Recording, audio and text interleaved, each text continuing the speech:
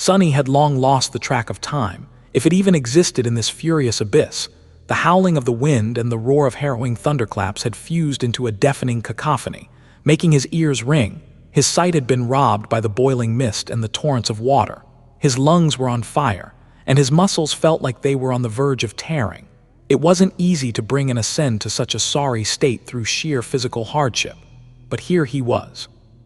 Feeling like dying, with each passing hour, or minute maybe, Sunny was using more and more essence to supplement his failing strength. The ketch was still being carried by the tumultuous current, dancing between towering waves. The world was veiled by mist and darkness. He was still scooping up water, which was now sloshing around his ankles. The wooden dipper Ananke had given him had broken some time ago, replaced by an iron bowl. How much longer? Sunny wasn't sure what he was trying to ask himself. How much longer before they escaped the storm or before they drowned? In any case, he longed to drop on something solid, unmoving, and rest, even if that rest would last forever. The deck suddenly lurched upward and he toppled, hitting it with his head. For a moment, Sunny saw stars, but even the stars were dancing wildly, tossed around by the cursed storm. There was no answer. He had attempted to measure time by how fast his essence replenished, hoping that the crown of twilight would tell him when dawn and dusk came. But even the great memory succumbed to the vagaries of broken time. It activated and fell silent with no rhyme or reason, acting as bizarrely and chaotically as the deadly storm around them. All that Sunny knew was that it had to be a day, 2 days maybe, since they had entered the wall of darkness, at least, even though it felt like an eternity. The only measure of the passage of time that Sunny and Nephis had was Ananke, although that, in and of itself, was one of the most frightening things. The young priestess was still steering the ketch, now slumped and barely holding onto the oar. However, her appearance had changed. If before she looked like an adolescent girl in her late teens, now she seemed more like a child, no more than 12 years old. Ananke had always been a person of small stature, but at the moment, her body shrank even more. The dark mantle she wore looked almost comically large for her delicate frame, which seemed to drown in its folds. Nevertheless, she never wavered in her duty, keeping their small boat afloat despite the harrowing fury of the great river. Even knowing that the priestess was a couple of 100 years old, Sunny couldn't help but feel his heart tighten when he saw a child struggling against the same hell he and Nephis were being tortured by. Picking himself up from the deck, Sunny cursed his luck, gritted his teeth and continued to scoop the water up. The slower he was, the heavier the ketch would become, and the heavier it became, the more peril they would be in. It was already a miracle that the old boat continued to withstand the ruthless cruelty of the storm. It couldn't continue for much longer, not only because the wooden hull of the ketch could split apart at any moment, but also because the chaotic nature of the time storm was growing more and more eerie and violent around them. Despite the bubble of stability created around the boat by Ananke, they could feel it. Sunny thought he saw strange shapes in the mist. At other times, he felt his own body and mind changing for a split second before reverting to their previous state. The same was happening to Nephis. He wasn't sure if he was seeing things, but her figure and face seemed to be changing from time to time. Her silver hair always seemed to be of different lengths. Her beautiful face appeared as usual one moment. Then it would turn into the pale face of a drowned corpse for a fraction of a second, or become burned and charred beyond recognition. As soon as he blinked, the changes would disappear, and Neph would turn into her usual self. Shuddering, Sunny thought about what she saw when he looked at him. Did she see his face become covered by countless scars, turning into a demented mask of mutilated flesh, his eyes changing to contain boundless madness? But even that wasn't the scariest part of the time storm. The scariest part was that Sunny could hear the vague echoes whispered by a familiar voice, as if the spell was talking to him. Even they sounded senseless and twisted, broken beyond recognition, as though even the nightmare spell wasn't above being affected by the harrowing calamity.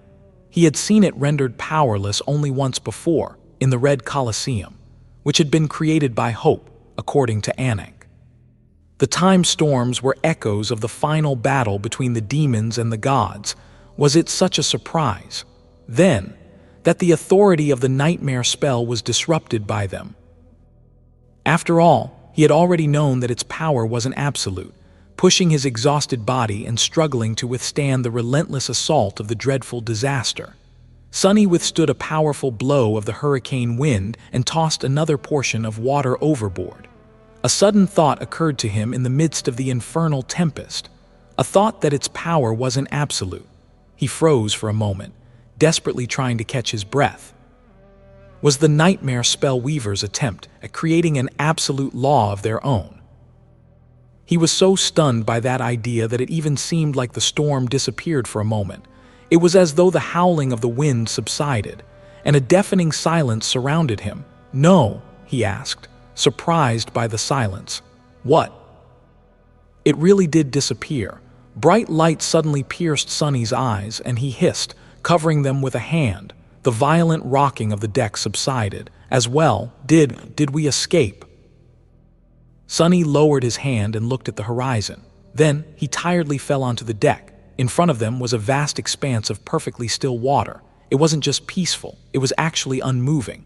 For the first time since they had entered the third nightmare, the great river stood still. Bright sunlight was pouring from the clear azure sky, illuminating the dreamlike vista. Behind them, the time storm rose like a dark wall. In front of them, far away, was the same veil of darkness.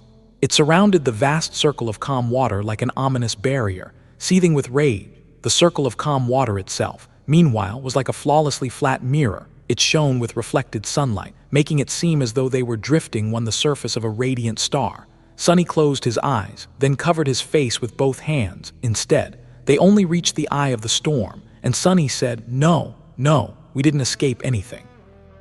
If you enjoyed this quiet moment, drop a like on the episode and send it to a friend who might like a good story. Drifting across the perfectly still surface of the water, the battered ketch slowly gained distance from the swirling wall of the dark mist. The raging winds died down, then disappeared altogether. A strange silence settled upon the world, as if they were caught in a gap between two moments. Only the subtle ripples that spread through the radiant mirror of the frozen river's surface by the bow of the ketch showed that this hidden sanctuary wasn't entirely and eternally unchanging. Sunny fell back and leaned tiredly on the side of the wooden boat. Breathing heavily, he looked at Nephis, then at Ananke. The silence was too sweet to break it with the sound of human voices. He was too exhausted to speak. As well, for a while, all three of them remained motionless, trying to recover from the torturous fury of the howling storm. We'll have to dive back into that hell, eventually. The thought alone made Sunny shudder, refusing to entertain it. He closed his eyes and slumped down, intending to rest for a few minutes. Instead, he fell into the embrace of sleep almost immediately, perhaps because of nightmare, or perhaps because even the defiled titans couldn't reach into the depths of the time storm. Nothing visited him in his dreams. Sunny woke up with a start when a shadow fell on him, for a split second. He was afraid that they were back in the ruthless grinder of the time cataclysm, but it was only Nephis. She had walked to the bow of the ketch to look ahead, her face pale and her eyes sunken. He stared at her for a few moments, then sighed and pulled himself upright. "How long was I asleep?" She lingered for a while, then said, "There's no way to tell." Sunny frowned, confused by the odd answer. However, then he felt it himself, in the place where the deep discomfort of sensing the broken nature of time had been. There was now a strange emptiness, but it wasn't the familiar comfort of sensing the natural flow of time, either. Instead, it was the absolute lack of it. He frowned, realizing that he couldn't feel the passage of time at all. It was a truly bizarre sensation, one that couldn't be properly described with words. His heart was beating, and his chest rose and fell as he breathed. However, he didn't know how long each heartbeat took, and how much time passed between each breath. It could have been a moment, a minute, or 1,000 years. It could have been an eternity. Sunny grimaced and breathed. Damnation. What was happening now? They were alive, strangely enough. At least it seemed that way. His body ached all over, still reeling from the terrible strain of surviving the storm. Such pain was something that only the living felt. Sunny turned to Ananke, wanting to ask the priestess a few questions, but remained silent in the end. His expression darkened. The priestess looked even younger than she had the last time he saw her. Now, she resembled a girl of 10 years of age, at most. Her ebony hair was short and unruly, and her lovely face had become round and immature, with clear blue eyes and cheeks that had yet to lose all of their baby plumpness. Ananke was sitting on the helmsman's bench, her feet dangling above the deck, noticing his gaze. She picked up the folds of her comically oversized mantle and jumped down. Her pleasant voice had grown childish and awkward as she said, "Greetings, my lord." Sunny hesitated, staring at the young girl. She looked nothing short of adorable. However, he didn't feel uplifted by the cute sight. Instead, his heart felt as heavy as a mountain. If, when they broke free of the storm, would Ananke even be able to return to weave on her own? He glanced at Nephis, who stood with her back to them, then sighed, "We'll think of something." Then Sunny turned to the child priestess and asked, "What's going on exactly?" She smiled sweetly, her azure eyes sparkling, 2 dimples appearing on her plump cheeks. "We are in the eye of the storm, my lord. Time is frozen still here. It's not dangerous. I think it's just that." He was momentarily distracted from her words by a subtle movement in the water. The strange thing, though, was that he didn't sense any shadows shifting. Turning his head, Sunny glanced outside the ketch. The surface of the great river was perfectly clear and flat, turning into a giant mirror. The azure sky reflected in it seamlessly, suffused with bright sunlight. It was as though the entire world was shining with a splendid radiance. The sight of it was like a vision from a beautiful dream. However, there was something beneath the radiance.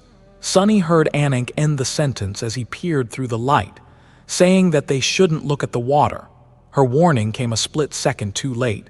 The scream died in his throat as he saw a pale figure moving across the surface of the water with calamitous killing intent, shrouded in countless layers of furious darkness. That rippling darkness was boundless and unfathomable, containing within itself an infinite number of choices. The features of the harrowing figure were vague and obscured, and all he could see was a pair of terrible wings, their feathers black like those of a raven. They spread, vast enough to devour the sky and drown the world in howling mist. Staggering back, Sunny fell to his knees and vomited blood. 2 streams of it burst from his nose. Blood weave, which would usually prevent something like this, was reeling in stupor, and so was he. It was as though his mind had suffered a tremendous shock from witnessing the dark figure and sensing the harrowing depth of its obliterating killing intent. Hurting and disoriented, Sunny wiped the blood off his face and spat. What the hell is that?" Ananke remained silent for a while, uncharacteristically solemn. Then she said in a low voice, "Those are reflections of the gods, my lord, and of the demons that slayed them."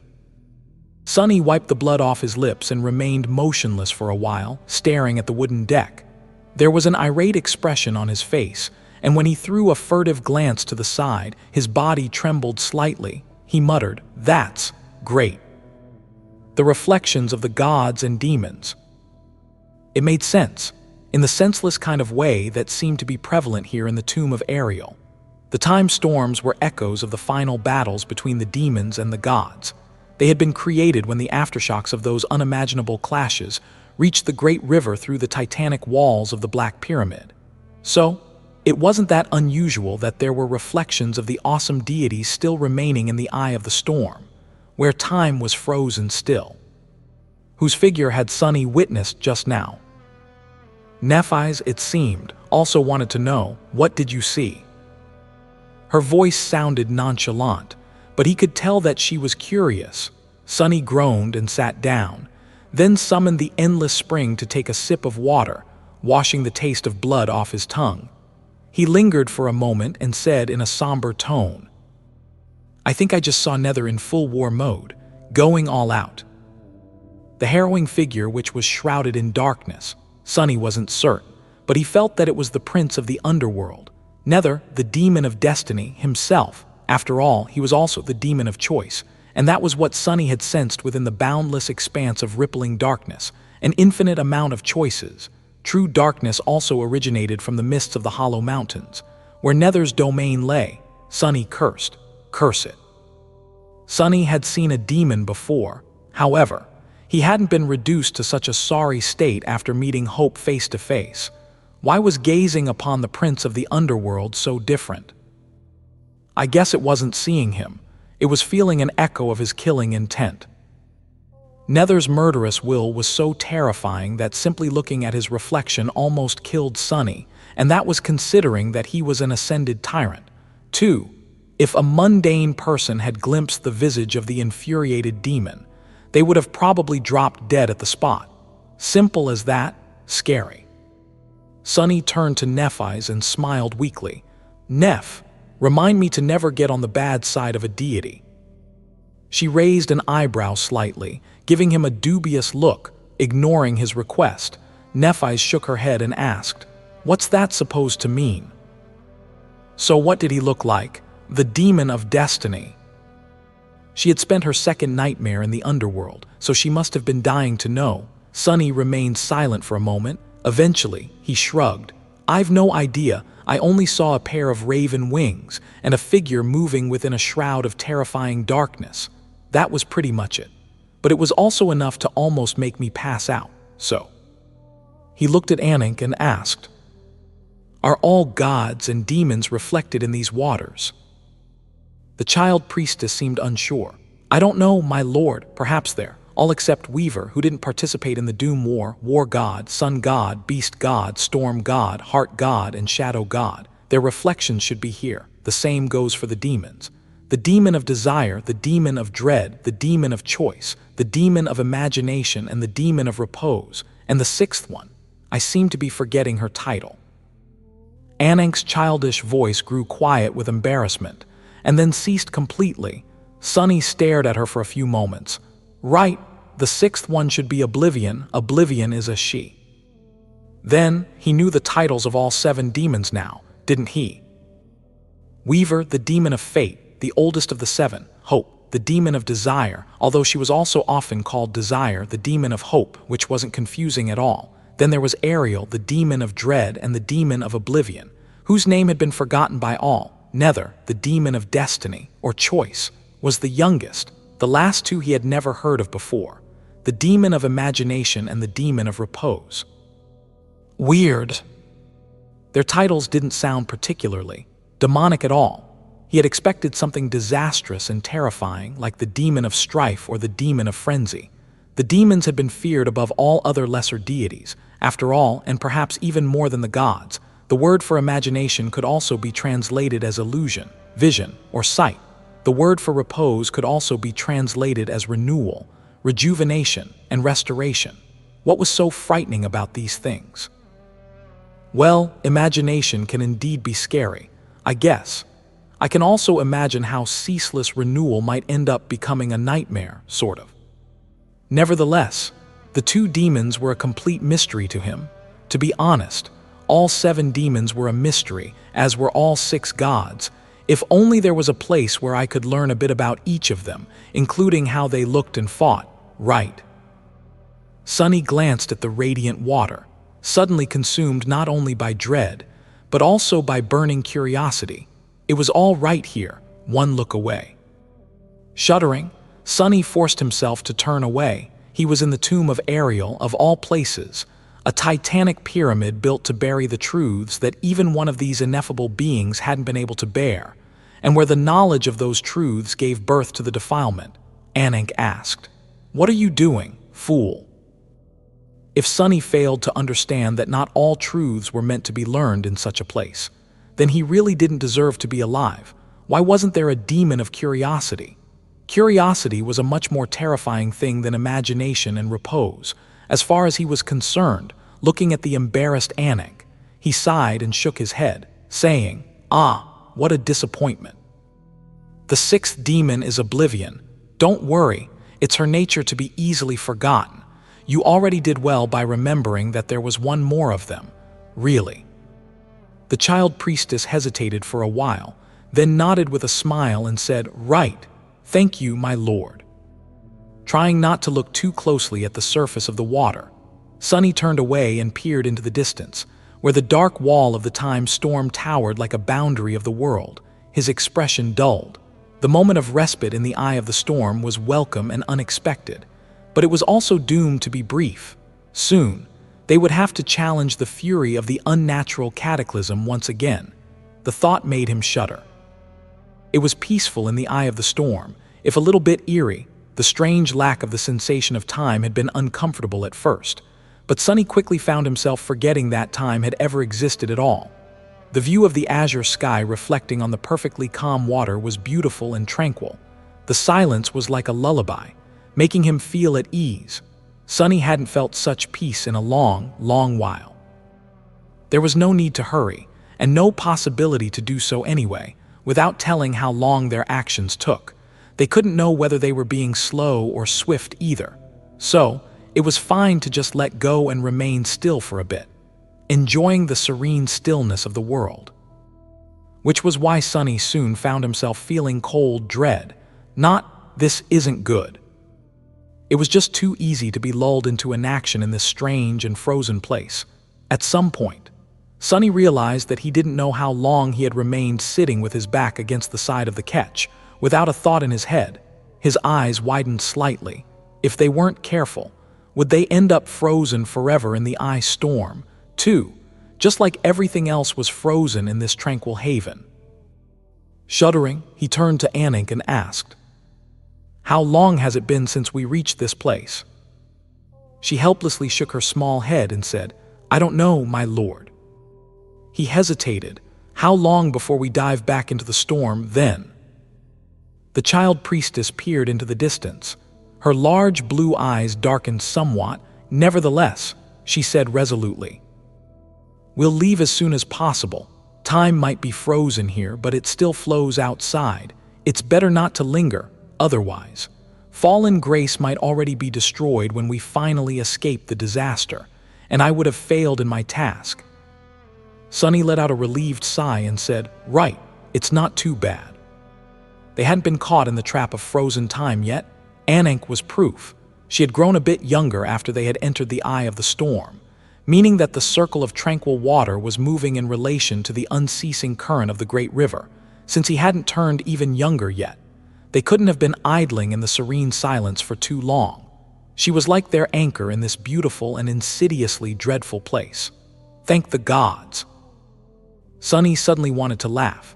He could have never imagined that he would be desperate to dive back into the nightmarish havoc of the deathly storm. But here it was. The desire to escape the tranquil circle of frozen time, fast. The future was truly unknowable, and one could never say never. Nephis stirred at the bow of the ketch and looked at them, her expression stiff. "I've been keeping an eye on the wall of the storm. We have drawn closer to the outer boundary, somewhat. But without the current, the ketch is moving too slowly. In fact, it's not moving at all. We will have to raise the sails and summon the wind." It seemed that she had never lost track of their goal. Sunny sighed. The nature of time might have changed, but Neph never did. At least the deepest reaches of her heart didn't. She was still just like she had been all those years ago, beneath the branches of the soul-devouring tree. Back then, she had also spent all her time on the shore of the ashen barrow, looking west, even if she couldn't quite remember why. Her single-minded determination was something to rely on, as well. It was ironic, really. A girl whose fate it was to bring change was the most unchanging thing in Sunny's life. As he was thinking that, Ananke's shoulders fell slightly. "Yes, my lady, just give me a moment, and I." Nephis shook her head. "No, I will summon the wind and I will steer the ketch. I will guide us out of the storm when we enter it, as well." The child priestess looked up at her with a startled expression. "But, my lady." Neph stared at her somberly for a few moments, her gaze heavy. Eventually, she said bluntly, "You've grown too weak. Ananke, I am sorry. Your body isn't strong enough to handle the strain. You can't even reach the deck with your feet while sitting on the helmsman's bench. How are you going to control the oar?" She looked down, then sighed, walking up to the child priestess. Nephis patted her on the shoulder and forced out a smile. "Don't worry, isn't that why you taught me? You taught me well. I will steer the ketch while you keep the broken time at bay. Each of the three of us will make sure that we escape the storm alive." With that, she threw a poignant look at Sunny. He felt sorry for Ananke, but knew that Nephis was right. Their guide wasn't capable of guiding the boat through a raging storm anymore, even if it hurt her pride and went against her determination. It was time for the two of them to protect Ananke instead of being protected by her. They had to make sure that she survived the storm. and after that, they had to make sure that she had the means of returning to weave, too. The damned storm had thoroughly destroyed their plans. Now, all they could do was finish their battle against it, and then come up with new ones. Sunny wondered, how did everything become so complicated? Strain on Sunny was going to increase, considering that he would be draining the water from the ketch alone this time, but he would have to manage somehow. If there was one consolation, it was that half of the journey was already behind them. Knowing that each minute brought them closer to safety, he wouldn't need to preserve his essence as much. Sunny smiled, then clapped his hands. All right, let's get out of the eye of the storm first. Honestly, this beautiful place is way too creepy. I'll feel better once we're drowning in raging water and being battered by devastating winds. Wouldn't you? Not to mention that he was still struggling against an overwhelming desire to peer into the reflections frozen in the still water. Consequences be damned. Ananke lowered her head, despondent, but there was nothing she could say. Her small frame was indeed not suitable for steering the ketch through the powerful storm anymore. Transcendent or not, she was still a child now, feeling a sense of urgency. The three of them struggled against the lulling tranquility of the frozen time and hurried themselves, hoping to return to the crushing embrace of the storm as soon as possible. As Nephis steered the ketch toward the wall of darkness, Sunny had some time to prepare himself mentally for the arduous struggle that lay ahead of them. He also had time to observe Ananke closer. What he saw didn't bode well, despite being an adult, and someone hundreds of years old at that. The priestess had regained the body of a young child. Looking at her youthful appearance, it was hard to remember how ancient, decrepit, and frail she had been once when they met her in the far future. But the change wasn't exactly a benevolent one. Despite being full of vitality, Ananke had obviously grown much weaker. Her immature body wasn't as strong and physically capable as it had been before, but worse than that, the differences went deeper than that. As Sunny observed the child priestess, he slowly realized that her mind had been affected by her turning into a child as well. It was as though her head couldn't contain the mature consciousness of an experienced adult anymore, nor could her heart handle the powerful emotions of one with the same composure. Ananke hadn't really turned dull or less intelligent, but there was a certain infantile straightforwardness to how she spoke and behaved now. Her eyes, which had always been wise, seemed slightly naive as well, her mind slowly regressing. Sunny felt cold claws grip his heart and cursed. Curse it. He gritted his teeth and looked down, but then forced himself to straighten. Fine, it's fine. She has taken care of us enough. We'll take care of her now. Of course, they still needed the child priestess to protect the ketch from the ravages of broken time. Sunny hoped that she would be able to maintain the bubble of stability around the ketch, both for their sake and her own. Once they were out of the storm, they would find a way to help her return to weave, even if it meant turning around and sailing back upstream. His heavy thoughts were interrupted by a sudden breeze that threw tiny droplets of water into his face. Sunny looked up. Sensing the shadows around them shift, the wall of darkness was already drawing close. Sunny said, "We're here." "Hurry!" Nephis dismissed the wind she had summoned and hurried to the middle of the ketch. Together, they swiftly lowered the sails and dismantled the masts, repeating the actions they had performed before entering the storm for the first time. By the time they were done, the water around them wasn't still anymore, although weak. There was a hint of a current pulling them toward the seething wall of dark mist. The light of the seven suns slowly dimmed, and the winds grew more violent.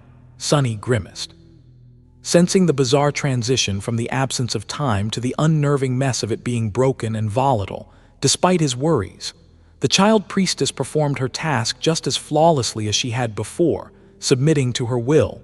The feeling of time having gone mad diminished, allowing him to breathe freely. Sunny quietly cursed and urged, "Come on, Ananke."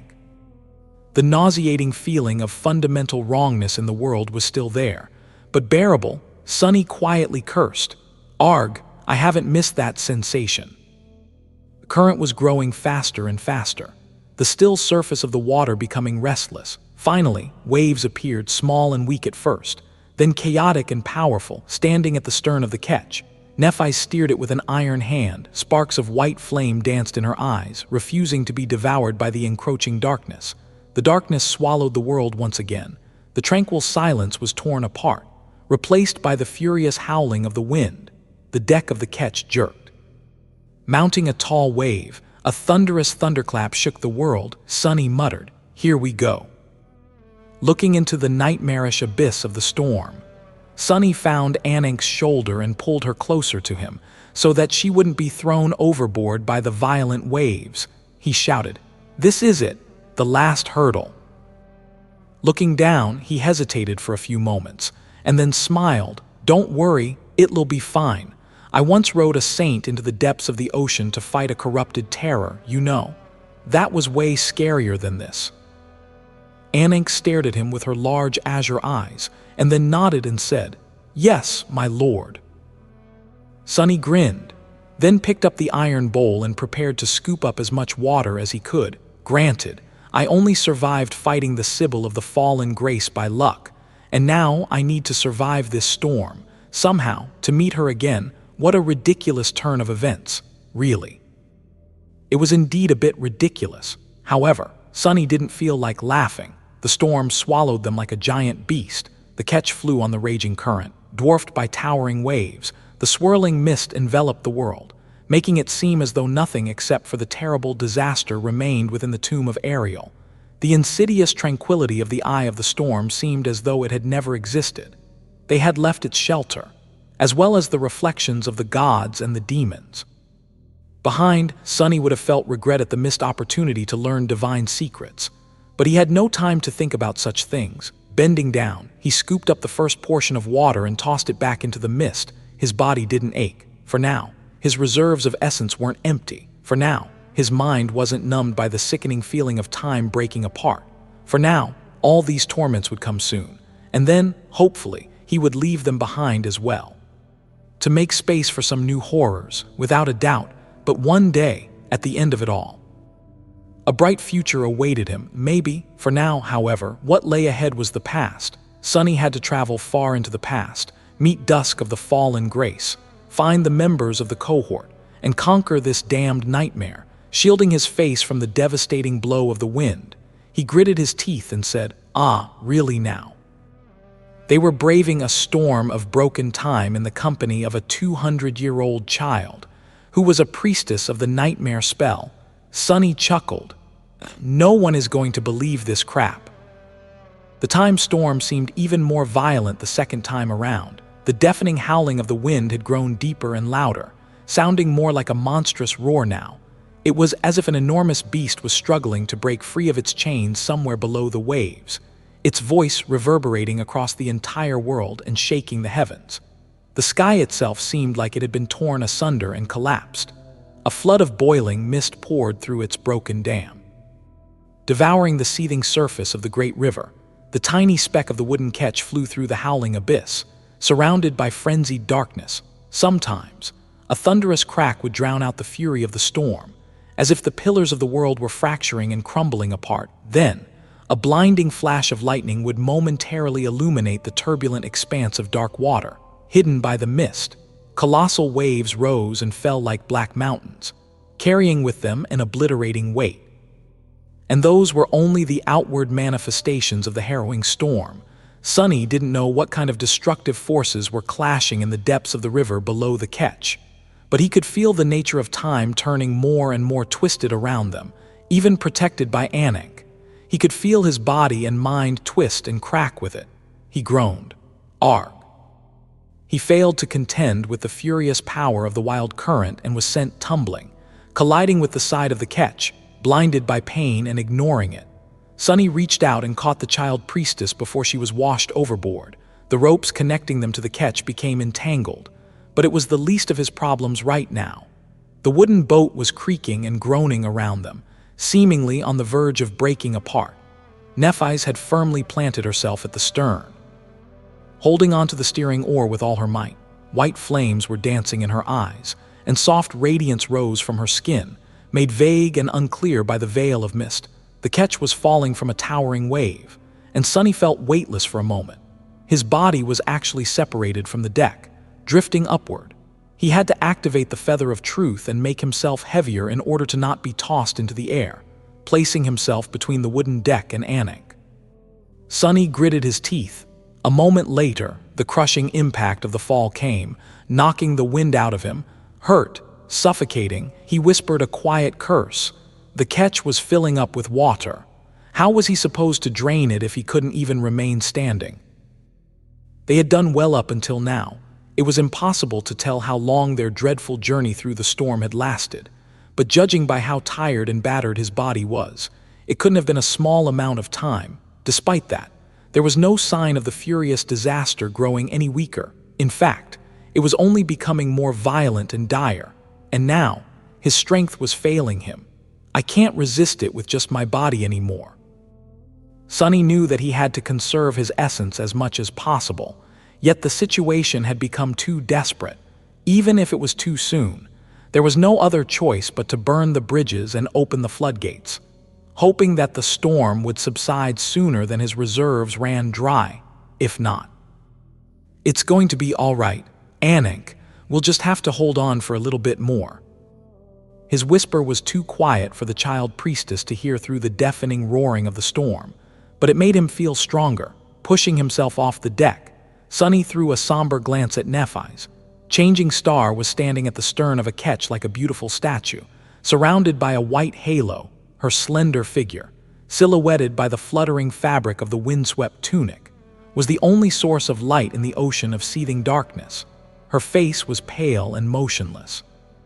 Turned into a porcelain mask by the torment of her torturous flaw, Neph's eyes were grim and radiant, burning with furious resolve and cold determination. She was struggling just as much as he was. She was also just as stubborn and relentless as he was. Together, they were going to overcome this terrible storm. Despite it all, Sunny pushed air into his burning lungs. And then for a little bit more, and a little bit more.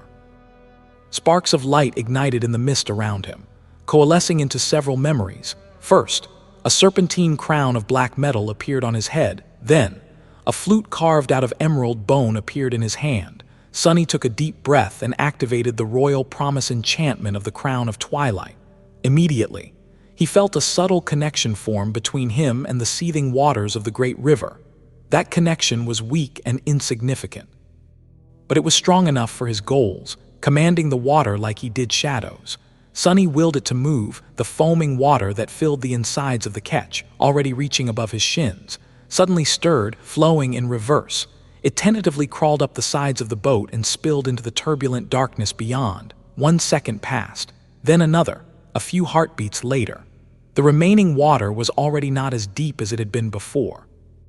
This method was certainly much more convenient than draining it one scoop of the iron bowl at a time. On the downside, he could feel his essence disappearing with a frightening speed, as well as a heavy strain pressing down on his already reeling mind. Gritting his teeth, Sunny persisted. At the same time, he brought Bone Singer to his lips and blew into it. The next moment, a dome of blessed silence enveloped the ketch, sparing their ears from the staggering cacophony of the storm. He groaned. "Heavy, it's heavy." The sudden lack of deafening noise left him stunned. Swaying, Sunny fell heavily to the deck and grabbed onto the side of the ketch, holding himself in place. Outside, the havoc of the time cataclysm was the same. The small boat was still being tossed around by the raging current, flying up the towering waves and then plummeting down. But inside, at least for a little while, there was silence and peace. Taking a shaky breath, Sunny lowered his head and wondered how long he would be able to keep this peace in existence. Not long. It won't be long at all. Nephis continued to struggle against the storm, guiding them through the towering waves, but Sunny and Ananke received a moment of respite, if it could even be called that. They were still inside the ketch, which was tossed around like a toy boat by the raging current. Sunny was using one hand and all of his tyrannical strength to keep himself in place while holding Ananke with the other, but without the need to feverishly scoop out water. They at least could catch their breaths and remain motionless for a while. For as long as his essence lasted, that was. Sunny leaned against the wet wood tiredly, consumed by bitter exhaustion. His chest was rising heavily, being a supreme memory. The Crown of Twilight was a very powerful tool, but correspondingly, it consumed a lot of essence. It was going to take a few minutes for his tentative authority over water to drain the entire boat. After that, it would be unwise to keep sustaining the effect of the royal promise. Sunny sighed. Not good. He sighed, what was even a minute? In this godforsaken storm, it was impossible to tell. The effects of time being broken were still ravaging them. Sunny had already grown accustomed to seeing ghastly hallucinations impose themselves on the bodies of Nephis, Ananke, and himself. There were vague, harrowing shapes sometimes appearing from the mist. As well, he could never discern their nature, but the glimpses of unknown figures and events filled him with a deep sense of terror. Were they twisted fragments of the past, of the future, or something else entirely that had crawled into the world through the rifts in the broken framework of the absolute law?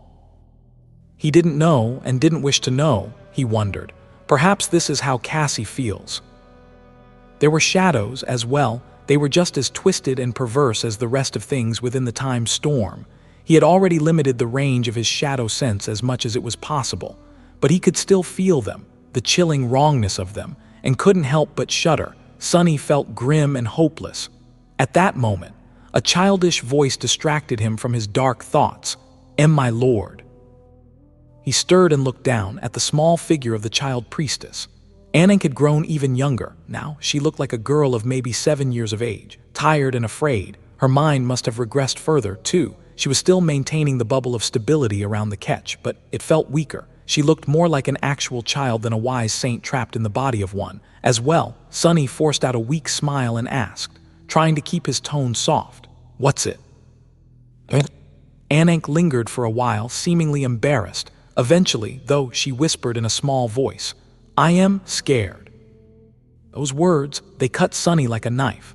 The proud priestess he knew would have never allowed herself to say something like that to a person she considered her ward. The fact that she had meant that Ananke was gone further than he thought, his heart grasped by the icy claws of anger and regret. Sunny struggled to keep his bitter emotions away from his face. His smile froze. "There's no need to be afraid, Ananke. We will escape this storm, the three of us. I am sure of it. See." He pointed to the water, which was flowing out of the ketch on its own. What he had said to the child priestess wasn't a lie. Sunny desperately believed that they would, indeed, survive the time storm, or rather, he had fooled himself into believing that. He might not have been able to lie to others, but lying to himself. That was the easiest thing in the world. Ananke grew quiet, seemingly calmed a little by his words. However, her small face was still sick with fear. After a few moments, she asked again, her voice tentative, "My lord." Sunny pulled her closer to him, struggling against the sudden movements of the ketch, and asked, "Yes." She hesitated a little. "Might you tell me a fairy tale?" He froze, startled by her request. It was natural for a distressed child to want to hear a fairy tale. Probably right. The problem was, Sunny couldn't remember any. The only one that he could think of was the strange tale of the wooden boy that Nephis had told him about. But considering its macabre ending, he didn't think it was very suitable to tell that one to Ananke. He shifted slightly, then said softly, "I am sorry. I don't think I know any fairy tales." The child priestess lowered her head. Sunny hesitated for a moment. "How about you tell me one instead?" Ananke looked at him in surprise, her large azure eyes widening. "Me." He nodded with an encouraging smile. The child priestess stared at him, sparks slowly igniting in her eyes. She seemed to have forgotten about the terrifying fury of the storm, at least for a moment. A tentative smile brightened her small face. Sunny asked, "Yes, which one is your favorite?" It's about the Well of Wishes." Sunny raised an eyebrow, acting as if he was paying rapt attention to her words. Ananke answered, "The Well of Wishes." Ananke nodded seriously. "Yes, they say that the world was born from a wish, and so, a Well of Wishes is hidden at the estuary of the river, because it flows back in time, to the moment when the world was born. Anyone who reaches there will have their most dear wish come true." Sunny tilted his head, surprised by the strange logic of the fairy tale, both by how odd it was, and that there strangely was logic to it at all. In the beginning, there was desire. Was it so wrong to say that the world was born from a wish? As the water left the ketch and his essence burned, the child priestess continued with a smile. There was once a brave girl who was separated from her mother by the currents. The girl couldn't meet her mother because she was river-born, but she found a magic ship, which allowed her to sail the river just like an outsider. As the storm raged around them, Ananke told him about the incredible adventures of the river-born girl in her small, childish voice. By the time the river-born girl found her outsider mother, the mother had grown weak and frail from old age, knowing that time would separate them again soon. Forever, the girl sailed for the estuary. Ananke's voice had grown excited. And finally, she found the Well of Wishes. The girl's wish was to be with her mom, and so. The well made her mother river-born as well. She returned upstream on her magic ship, and they lived together happily, forever. She looked at him expectantly, all worry gone from her face. Sunny held her close, feeling the violent forces of the storm trying to throw the battered ketch down. That is a wonderful fairy tale, Ananke. I liked it a lot. The child priestess smiled. You're an outsider too, my lord. You don't even need a magic ship to reach the estuary. Maybe you can find the Well of Wishes too. He didn't have the heart to tell her that what waited in the estuary was the source of the defilement, and not a magical well that granted everyone their dearest wishes. Instead, Sunny lingered for a while. Eventually, he nodded. Yes, wouldn't that be nice? Maybe I'll really find the Well of Wishes and have my greatest wish come true. One day, who's to say I won't? He smiled. The Well of Wishes. Sunny tensed, feeling the approach of an impact. It was a beautiful fairy tale, indeed. The ketch was thrown into the air by the powerful current, like it had been 1,000 times already, and then plummeted down, bruised and battered. Sunny gritted his teeth and prepared to endure the violent shock of the impact, just like he had endured 1,000 of them already. The seething water seemed as hard as stone when the bottom of the wooden boat hit it. He held on to the side of the ketch, feeling a grim sense of fatigue and hopelessness overwhelm his mind. The darkness was as oppressive as it had been before. The mist was as blinding as it had been before, and the fury of the storm was as chillingly dreadful as it had been before. However, this impact was different from all the previous ones. Sunny failed to see the moment the wood split, but he heard it, even through the howling of the hurricane wind and the roaring of the falling waves. The cracking sound seemed clear and deafening. By the time he turned, Nephis was already falling. She hit the deck with a dull thump, leaving a streak of blood on it, and tumbled forward. A split second later, her back hit the protruding fittings of the dismantled mast, violently arresting her fall. A stifled groan escaped from her lips. It took Sunny a moment to notice a jagged piece of broken wood that she was gripping with both hands, still, her knuckles white. Then, he hurriedly glanced at the stern of the ketch. He asked, What happened? His pupils narrowed. The steering oar was gone. There was only the piece Nephis was holding and a scattering of wet splinters on the deck. The rest of it had shattered and was washed away by the raging current. Sunny froze for a moment, both terrified and relieved. Relieved because it wasn't the deck itself that had cracked, terrified because the ketch had become completely uncontrollable now.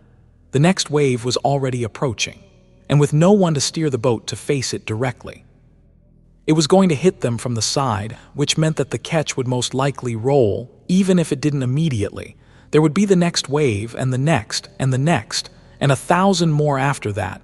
Without a helmsman leading the ketch through the storm, they were doomed. Sunny cursed. Curse it. There was no time to think, so he just acted on instinct, releasing the enchantments of the Crown of Twilight and the Bone Singer. Sunny called upon the shadows instead. A tide of them poured out of the small stone lantern that hung on his belt, filling the ketch. There had already been shadows there, but all of them were twisted and broken, turned wrong and eerie by the ravages of broken time. Sunny wasn't sure that he could communicate with these shadows, and so he summoned more reliable helpers from within the shadow lantern. The cacophony of the storm returned with a deafening vengeance, hitting Sunny like a physical force. The rolling wave reached their small boat and dove underneath it, sending the ketch rising into the dark vastness of the raging mist. The deck tilted dangerously underneath him, threatening to send Sunny and Ananke overboard. Nephis slid in their direction before grabbing onto the fitting of the mast. As they were being simultaneously thrown into the air and pulled into the water, the shadows surged forward. They flowed over the sides of the wooden boat, enveloping it like a black shroud. Then, the shadows solidified, turning the ketch into an improvised arc. The opening above the deck was closed completely, cutting off the streaming water and the crushing blows of the wind. All that remained inside were wisps of swirling mist and the darkness, pierced by the soft radiance emanating from Neph's skin. However, the ketch was still tilting as it climbed higher and higher. Soon, it was going to crest the wave and either overturn or plummet back down into the raging waters. Sunny let out a low growl, then pushed himself and Ananke off the side of the boat and scaled the tilting deck, grabbing the fittings of the mast next to Nephis. A moment later, shadows wrapped themselves around the three of them like bonds, pressing them into the wet wood. The shadows were like a firm, but elastic harness that would prevent them from flying around the dark interior of the ketch when it inevitably rolled, which happened a few seconds later. Sunny experienced a few moments of weightlessness, his body pressing against the harness. Then the familiar trauma of the crash, the cold water, what little of it remained after he had drained it with the help of the crown of twilight, flowed across the closed interior of the shadow-veiled boat, pouring into his mouth and nose. But at least the cocoon of shadows he had created held. It protected the ketch from being turned into splinters, and them from being thrown overboard or drowned. For now. But how long could Sunny keep shielding their vessel from the rage of the storm? His reserves of essence were already breached, a lot of it spent by the crown of twilight. Well, one way or another they were going to find out, as the arc of shadows was being carried by the raging current. Sunny, Nephis, and Ananke tried desperately to endure the arduous strain of being tossed around by the harrowing cataclysm. Sunny and Nephis were laying on the wet deck, secured to it by the bonds of shadows, keeping Ananke's small body between them, pressed tightly against each other. The three of them had no other choice but to suffer the painful impacts of the waves and cling to the last, desperate vestiges of hope. The violence of the storm, the bone-chilling cold of the mist, and the muffled roars of the wind filled their hearts with dread. Sunny repeated, "We will survive this, we will." Sunny kept repeating these words inside his head, as if trying to will them into existence. His reserve of essence was diminishing slightly with each minute, and so were their chances of making it out of the storm alive. As Sunny was struggling to keep both himself and Ananke whole in the furious grinder of the storm, he could feel her small body trembling. His own body was soaked in cold water and chilled to the bone. At the same time, he could feel the Neph's radiance breathing warmth into it. It was more than just warmth, too, knowing that it was his shadows that were keeping them safe. Nephis sent her flames to engulf Sunny, strengthening both his body and soul. Most of her light was transferred to him, while the last wisp gently caressed the child priestess.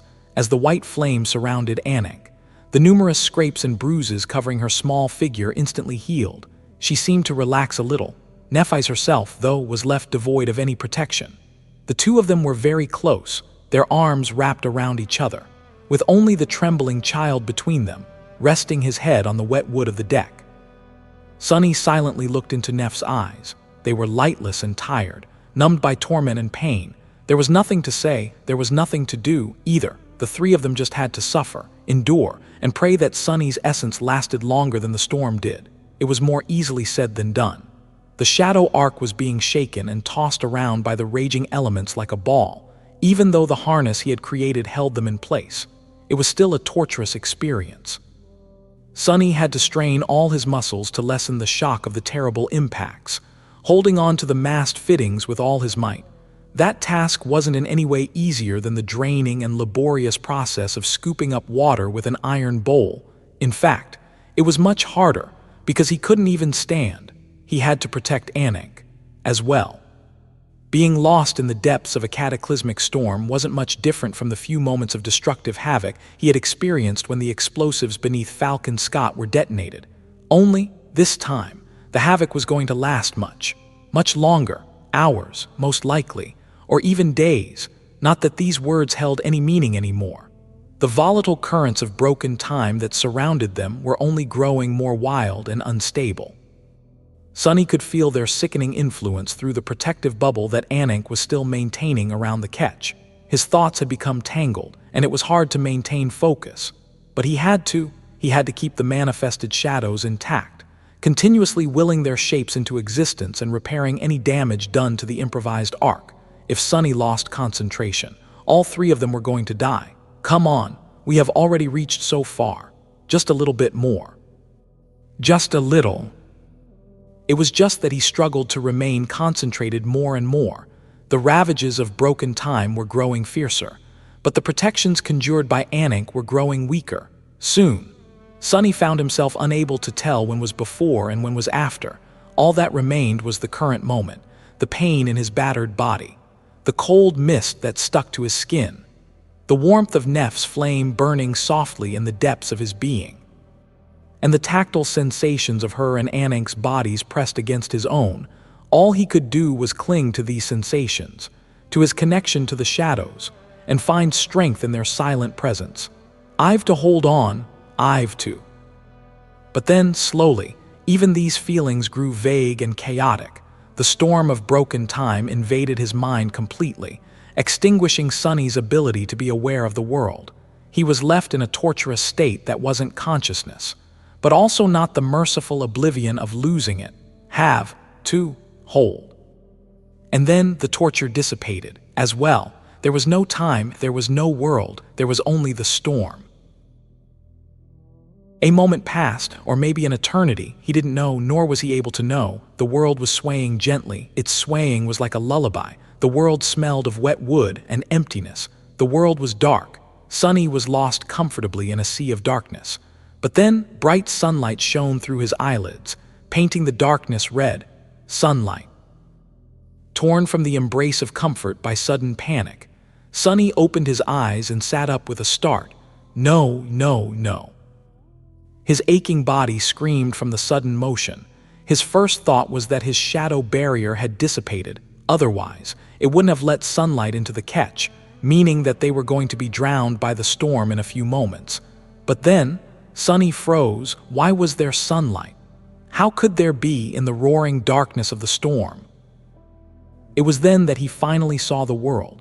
The beautiful azure sky was clear with not a cloud in sight.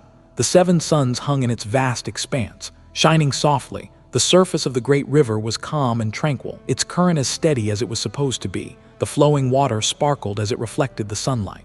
The shadow barrier had indeed disappeared, but the ketch was intact. Sunny took a shaky breath. They had cleared the storm, they escaped. Sunny took a shaky breath. They had cleared the storm, they escaped. He whispered, we did it. For a moment, his heart was drowned by a wave of joy and exhilaration. We did it. But then, a nameless emotion enveloped him in a cold embrace. Sunny shivered. What? Why? Nephis, Ananke. He rose to his knees and looked around, searching for their familiar figures. Neph was there, sitting tiredly with her back against the side of the ketch. But a dull, tearing pain suddenly pierced his heart. No. Sunny's shoulders fell. No. Ananke was nowhere to be seen. The child priestess had disappeared, leaving behind no trace. All that remained was an empty black mantle that lay on the deck, orphaned and forlorn. Crawling a step forward, Sunny clutched the mantle and raised it, staring at the dark fabric with hollow eyes. He remained kneeling for a few moments, unable to move or think or feel. Sunny's soul felt cold, colder even than he had felt in the snowy field outside Falcon Scott. As he looked at the black mantle, frozen, 2 hands wrapped themselves around his shoulders, and Nephis hugged him from behind. The warmth of her body and the softness of her voice were like execution's axe. Sunny trembled, he said, she's gone. Sunny trembled. Neph held him tighter as if unwilling to let go. The storm must have carried us too deep into the past, far beyond where she was born, and so, she's gone. I am sorry, Sunny. The black mantle slipped from his fingers. Looking down, Sunny gasped for breath. But we survived the storm. Why? His vision blurred. After a while, consumed by pain, he whispered, I am sorry too. Sunny and Nephis remained motionless for a while, carried by the indifferent, inevitable current of the great river. His heart was heavy, too heavy to bear. It was in so much pain that the suffering felt almost physical, or maybe it was, eventually. The pain turned dull, but the unbearable weight remained, slowly raising his hand. Sunny tightly gripped one of Neph's arms. She was still hugging him from behind, so he couldn't see her face. She couldn't see his either. Which was perhaps for the best when Sunny spoke. His even voice was low and full of torment. "Neph." He raised his eyes to the distant blue sky. "Why can't we protect anyone?" There was no answer for a while. Eventually, Nephis let out a quiet sigh. "Because that's not the world we were born into." She lingered for a moment, her body still pressed against his. Then she added, "You and I, and everyone we know, we were born to destroy things, not save them." Sunny lowered his head, thinking that maybe she was right. The world they lived in, both of the worlds, really, needed killers more than it needed builders. That was the sign of the dire times they belonged to. But what was the point of slaying nightmare creatures and conquering the trials of the spell if there was nothing to return to except regret and ruin? A few moments later, he heard Neph's voice again, holding him. She said in a hesitant tone, "I don't know if it helps, but Ananke never intended to return to weave. She knew that she wouldn't be coming back all along." Sunny's eyes trembled, shifting slightly. He turned his head and finally looked at Neph. "What?" She sighed. What kind of future would it have been? To return and spend the rest of her limitless life alone in the graveyard of everything she loved. She had only held out for that long because of a dream about the children of Weaver, us, needing her help. Once we were gone, her last reason to remain would have been gone, too. Nephis looked away. That was why the supplies we gathered in Weave were only meant for 2 people, not 3, and why she wanted to tell us about its past so much. Her voice grew forced and heavy. That was why she took us to the House of Parting, as well, where the Riverborn come to leave on their last journey, to have a feast with their loved ones before saying farewell. Neph's usually motionless face contorted slightly. She remained silent for a moment, then said evenly, "We made her food, listened to her tales, and kept her company along the way. The order of things might have been wrong, but at least she wasn't alone at the end. We were there to send her off." Sunny lowered his head, stunned.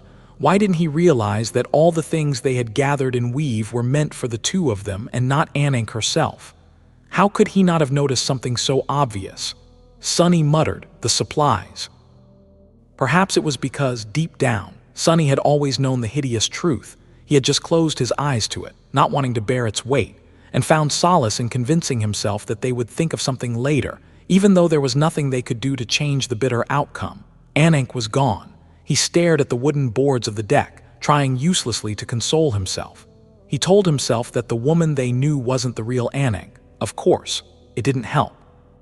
He told himself that everything had happened according to her wishes, that disappearing in the embrace of the children of Weaver was the best death a priestess of the nightmare spell could have hoped for. Of course, it didn't help either in the end. There was only one way to lessen the burden crushing his weary heart. It was to turn the pain into anger. Sunny couldn't bring Ananke back, but he could exact bloody vengeance on those who had doomed her. The image of the odious abomination appeared in front of his eyes. Sunny's face hardened, and his hands slowly turned into fists. He gritted out, "The Mad Prince. That bastard might still be out there, somewhere." His eyes gleamed with murderous hate. But then, Sunny reminded himself who the 6 plagues were, or rather, who he thought they were. He remained silent for a while, and then said in a distant voice, "Neph, you know, I saw the Mad Prince in a dream." She let go of him and shifted back, allowing Sunny to turn around and look at her. His expression was grim. He hesitated for a few moments, then forced himself to say, "I think I know who each of the 6 plagues is. They're us. They're us from the future, Cassie, Effie, Kai, Jet, Mordred, and I, all the members of the cohort, except for you." Sunny remembered the dream where the vestige of the defiled madman had attacked him, the deranged voice calling him a murderer. Over and over again, closing his eyes for a moment, he said quietly, "Murderer. Because we killed you, you can't be corrupted, and so we must have killed you. That's why there are only 6 plagues." There it was, the thought he was scared to admit to himself. Said aloud, Sunny struggled to keep his emotions suppressed and looked at Nephis, not knowing what her reaction would be. Her face was motionless, and her beautiful gray eyes were calm, like always. Sunny could usually read the true emotions hiding behind her expressionless mask, but he failed to decipher them this time. Was she confused, unbelieving, angry, frightened? Nephis remained silent for a long time. Then, she looked him in the eyes and said calmly, "That's great, then." Sunny blinked. That wasn't the reaction he had expected. Confused, he frowned and asked, making sure that he had heard right, "Great." Nephis nodded, as if confirming something obvious. "Of course, if the 6 plagues are really us from the future, then we know all about them. We know all their strengths and all their weaknesses. We even know their flaws." She smiled slightly out of the corner of her mouth. "I was worried about having to face them before, but if what you said is true, well, then it changes things. If you know the enemy and know yourself, you need not fear the result of 100 battles. If the enemy is yourself, though, everything becomes much simpler, doesn't it?" Sunny stared at her, stunned. Sunny stared at her, stunned. Indeed, she was right. Indeed. His eyes widened a little. If the Mad Prince was truly a future version of himself, a vile apparition from a future where Nephis was dead, then all it took to kill the bastard was to speak their true name aloud. If the devouring beast was truly a future version of Effie, then killing her would be as easy as isolating the fearsome plague and denying her access to sustenance. Before too long, the defiled abomination would weaken, and her body would consume itself. If undying slaughter was truly the future version of Jet, then they simply had to engage her in a battle for an extended period of time, not allowing the wretched thing to slay anyone and absorb their essence. Eventually, her soul would collapse by itself. If torment was truly the future version of Cassie, then her strength lay in her prophetic powers and an incredibly high affinity to revelations and fate. She couldn't be too formidable physically. So, Weaver's mask would render her defenseless. There were the other two, of course. Mordred's flaw was unknown, and Sunny doubted that he would share it freely. However, the Prince of Nothing would be able to deal with the Soul Stealer personally without revealing his secrets. Kai's flaw, meanwhile, wasn't something that could be exploited to bring him down in battle. Still, knowing how to kill 5 out of the 6 plagues was already a brilliant result. It was much better, by far, than facing 6 harrowing abominations blind. Sunny had been so shaken and revolted by the dreadful possibility of turning into the hateful Mad Prince that he failed to consider its hidden benefits. His eyes gleamed darkly, looking up. Sunny stared at Nephis silently for a few long, poignant moments. Then, he said quietly, "Neph, let's kill the Mad Prince." His voice slowly grew stronger. "Let's kill that wretch and the rest of the 6 plagues with him. Let's slaughter the defiled. Let's burn Verge to the ground." He gritted his teeth and leaned forward, his eyes burning with dark, murderous intent. "Let's conquer this horrid nightmare." Sunny's words hung in the air for a moment, and were then carried away by the wind. Nephis remained silent for a while. Nephis remained silent for a while. Then, she smiled, white flames igniting in her eyes. Sunny said, "It's a promise." The great river was like it had always been, vast, dreamlike, and ceaseless. Its current gently carried the ketch forward, as if the harrowing storm had never happened. The 7 suns slowly traveled across the azure sky, which was painted lilac in the east and vibrant crimson in the west. For a while, Nephis and Sunny remained idle. Their bodies were still reeling from the terrible battle against the raging elements, and so were their minds. The invasive violence of broken time had left them drained and fragile. Their hearts felt hollow, too. Sunny silently lay on the wooden deck, staring at the sky. His head was empty, full of nothing but the sensation of a dull ache that radiated from all across his battered body. It was good to hurt. Pain reminded him that he was alive. There was the smell of wet wood, the peaceful sound of waves splashing against the sides of the ketch, and the warm sunlight, most noteworthy of all. There was time. He had never been aware of just how important the sense of time was before experiencing its absence. And why would he? People didn't usually pay attention to immutable things, simply taking them for granted. But as it turned out, those things weren't as absolute when higher beings were involved.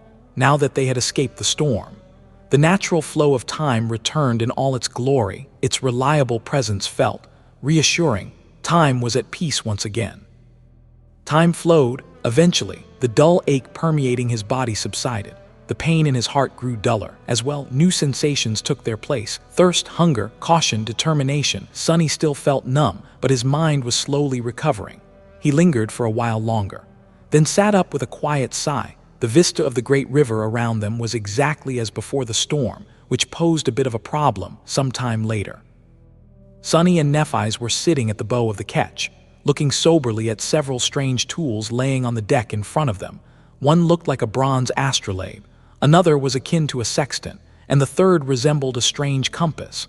All these had been gifted to them by Ananke, and were meant for navigating the great river, of course. The first one wasn't really an astrolabe, since there were no stars in the tomb of Ariel. The second one could be considered a sextant. But the set of principles it was supposed to work on was entirely different from the waking world.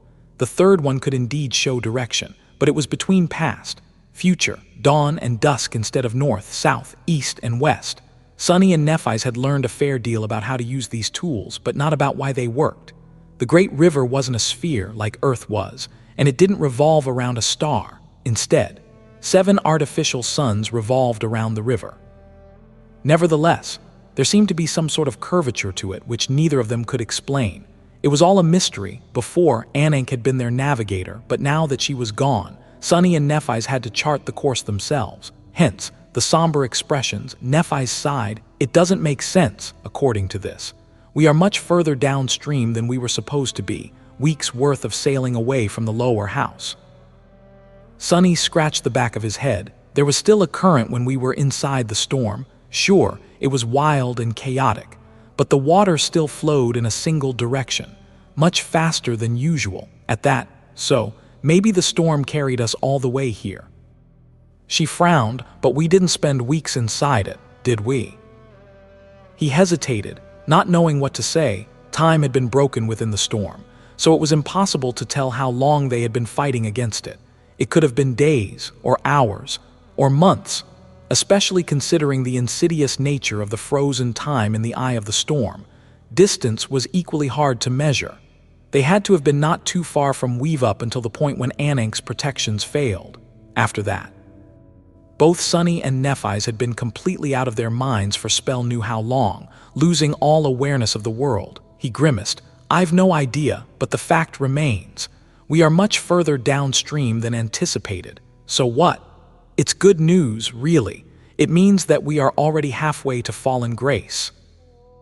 And it's Sybil, dusk. Fallen Grace was situated in the distant past, not that far from the span of the great river that corresponded to when the Sibyls had entered the tomb of Ariel at the height of the Doom War.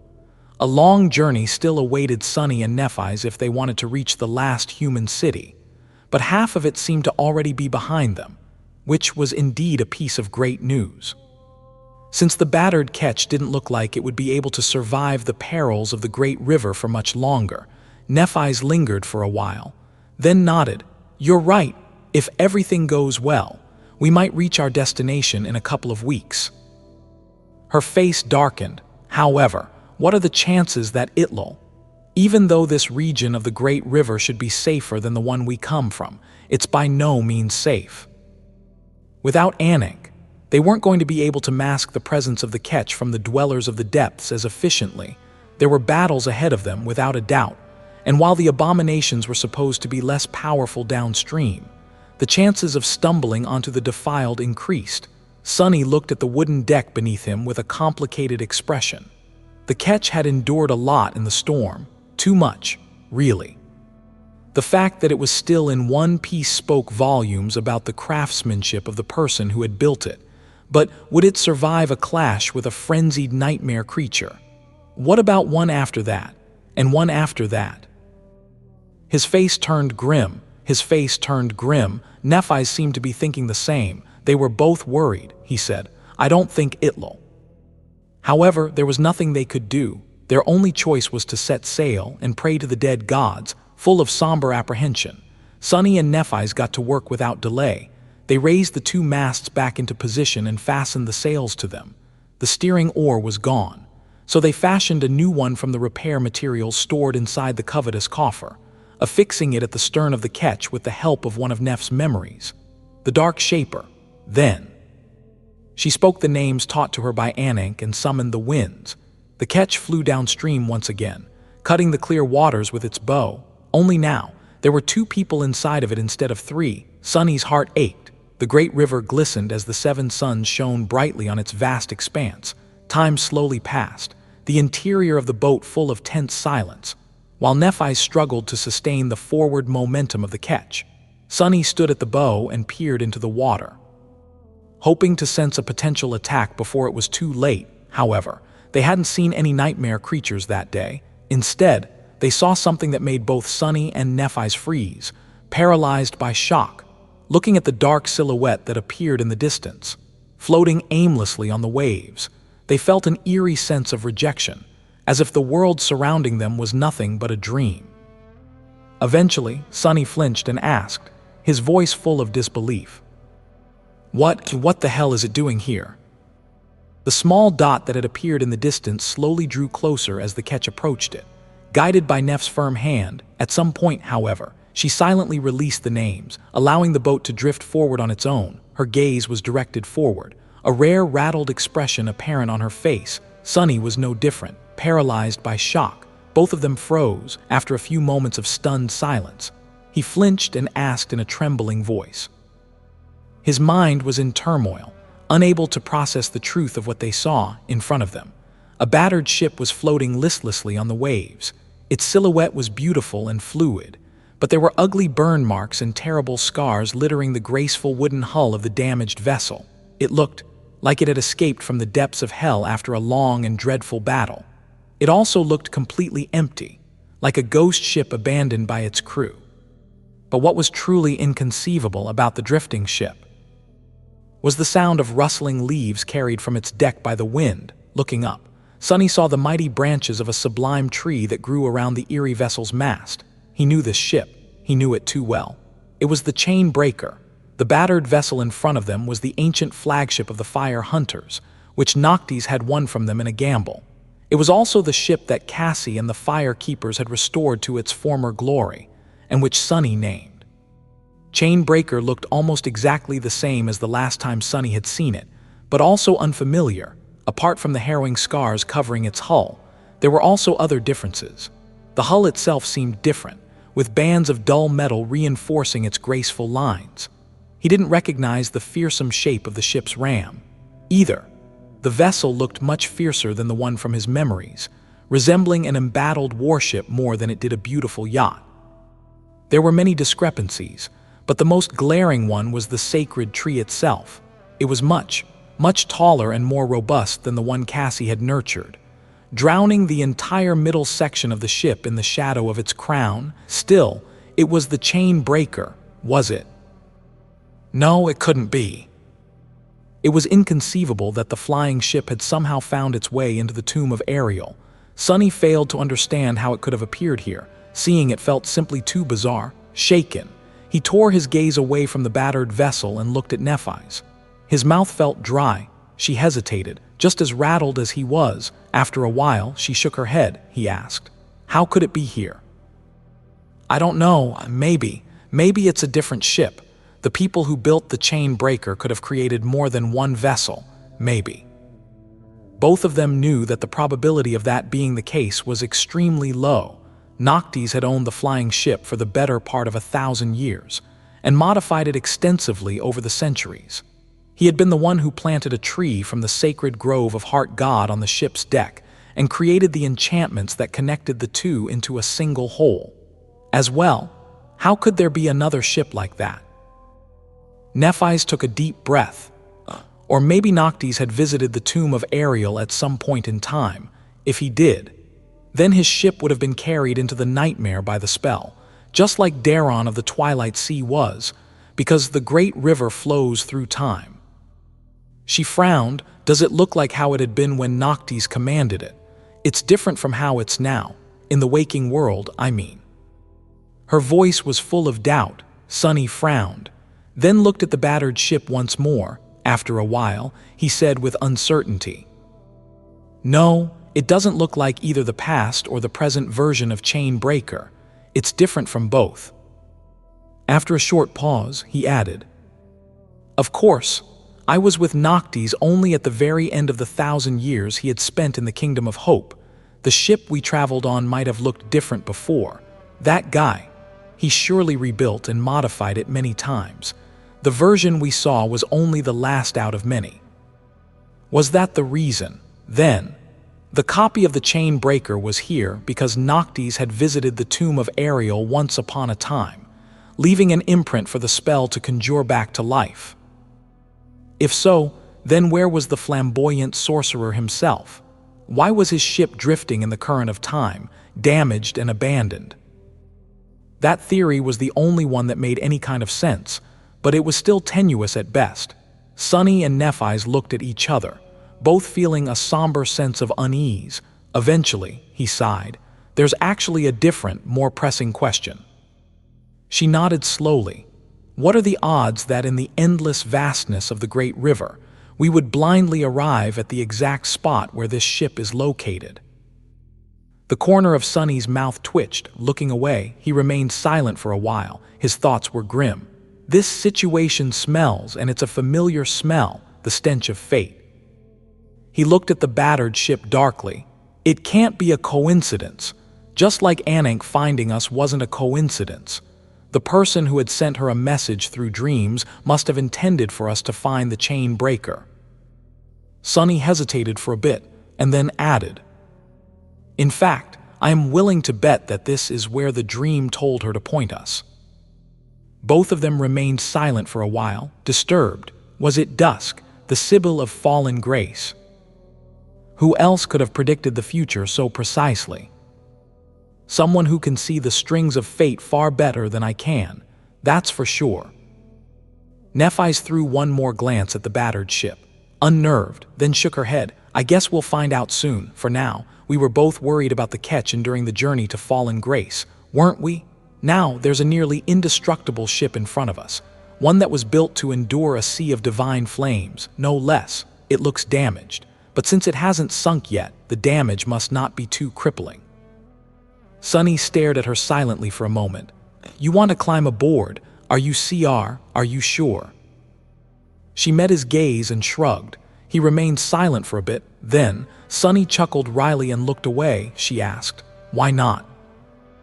Then, Sunny chuckled wryly and looked away. "Damnation! I must be crazy myself, because I really want to climb into that ship, too." Bringing the ketch to the towering side of the battered ship, the Chain Breaker, Sunny and Nephis lingered for a while, looking up. Both felt more than a little bit of apprehension, but at the same time they were relieved. Traveling across the perilous expanse of the great river on a mighty ship would be much more reassuring than on a small, damaged sailboat. Eventually, Nephis summoned the familiar golden rope and glanced at Sunny. He nodded, then hesitated for a moment. Bending down, Sunny picked up Ananke's black mantle and looked at it with a forlorn expression. It was the only thing she had left behind, the last reminder of her existence, if one didn't count the ketch itself. It was also the vestment of the priests of the nightmare spell. He remained motionless for a while, then silently wrapped the mantle around his shoulders. As soon as his body became shrouded by the dark folds of the nebulous fabric, Sunny felt a strange shiver run down his spine. He had donned the black mantle in honor of Ananke, to have something to remember her by, but the act suddenly seemed deeply symbolic. It was as though he was devoting himself to Weaver, which Sunny had no intention of doing. And there was another, far more chilling detail. Was he just imagining things, or was it eerily similar to the tattered rags the Mad Prince wore in the nightmare? It was hard to tell due to how faded and sunburnt the rags were, but if he just pictured what they might have looked like decades, or even hundreds of years ago, Sunny said, "This mantle." Sunny frowned, his gaze turning dark, but in the end, he chose to leave the black mantle on. "That bastard won't define me." With that, he took a step forward and joined Nephis, who had already thrown the rope up, tightening the loop at its end around the broken railing of the ghost ship. She gave it a couple of tugs, then nimbly climbed up. Sunny followed. A few moments later, they jumped down on the deck of the Chain Breaker. An eerie feeling gripped his heart. The deck of the ancient vessel was both familiar and unfamiliar. It was very similar to the one he had spent so much time on, both in the dream realm and the second nightmare. However, there were also glaring differences. The very geometry of the main deck seemed slightly different. However, it was hard to tell what the differences were exactly, because it was severely damaged here and there. The wood was splintered and covered in soot, with deep grooves cutting into its surface, as if some enormous beast, or a legion of them, had torn through the ancient wood with monstrous claws. The railings were shattered and broken in many places. The mighty siege engines lay broken and destroyed. Several massive holes had been punched through the deck, as well, revealing the devastated interior of the ship. Their jagged edges hinted that something dreadfully powerful had either broken into the cargo hold or had broken free from it. There wasn't a soul in sight. Sunny and Nephis glanced at each other, wary, then, without saying anything. He sent his shadows to scout the interior of the ancient vessel after a swift and corduroy search.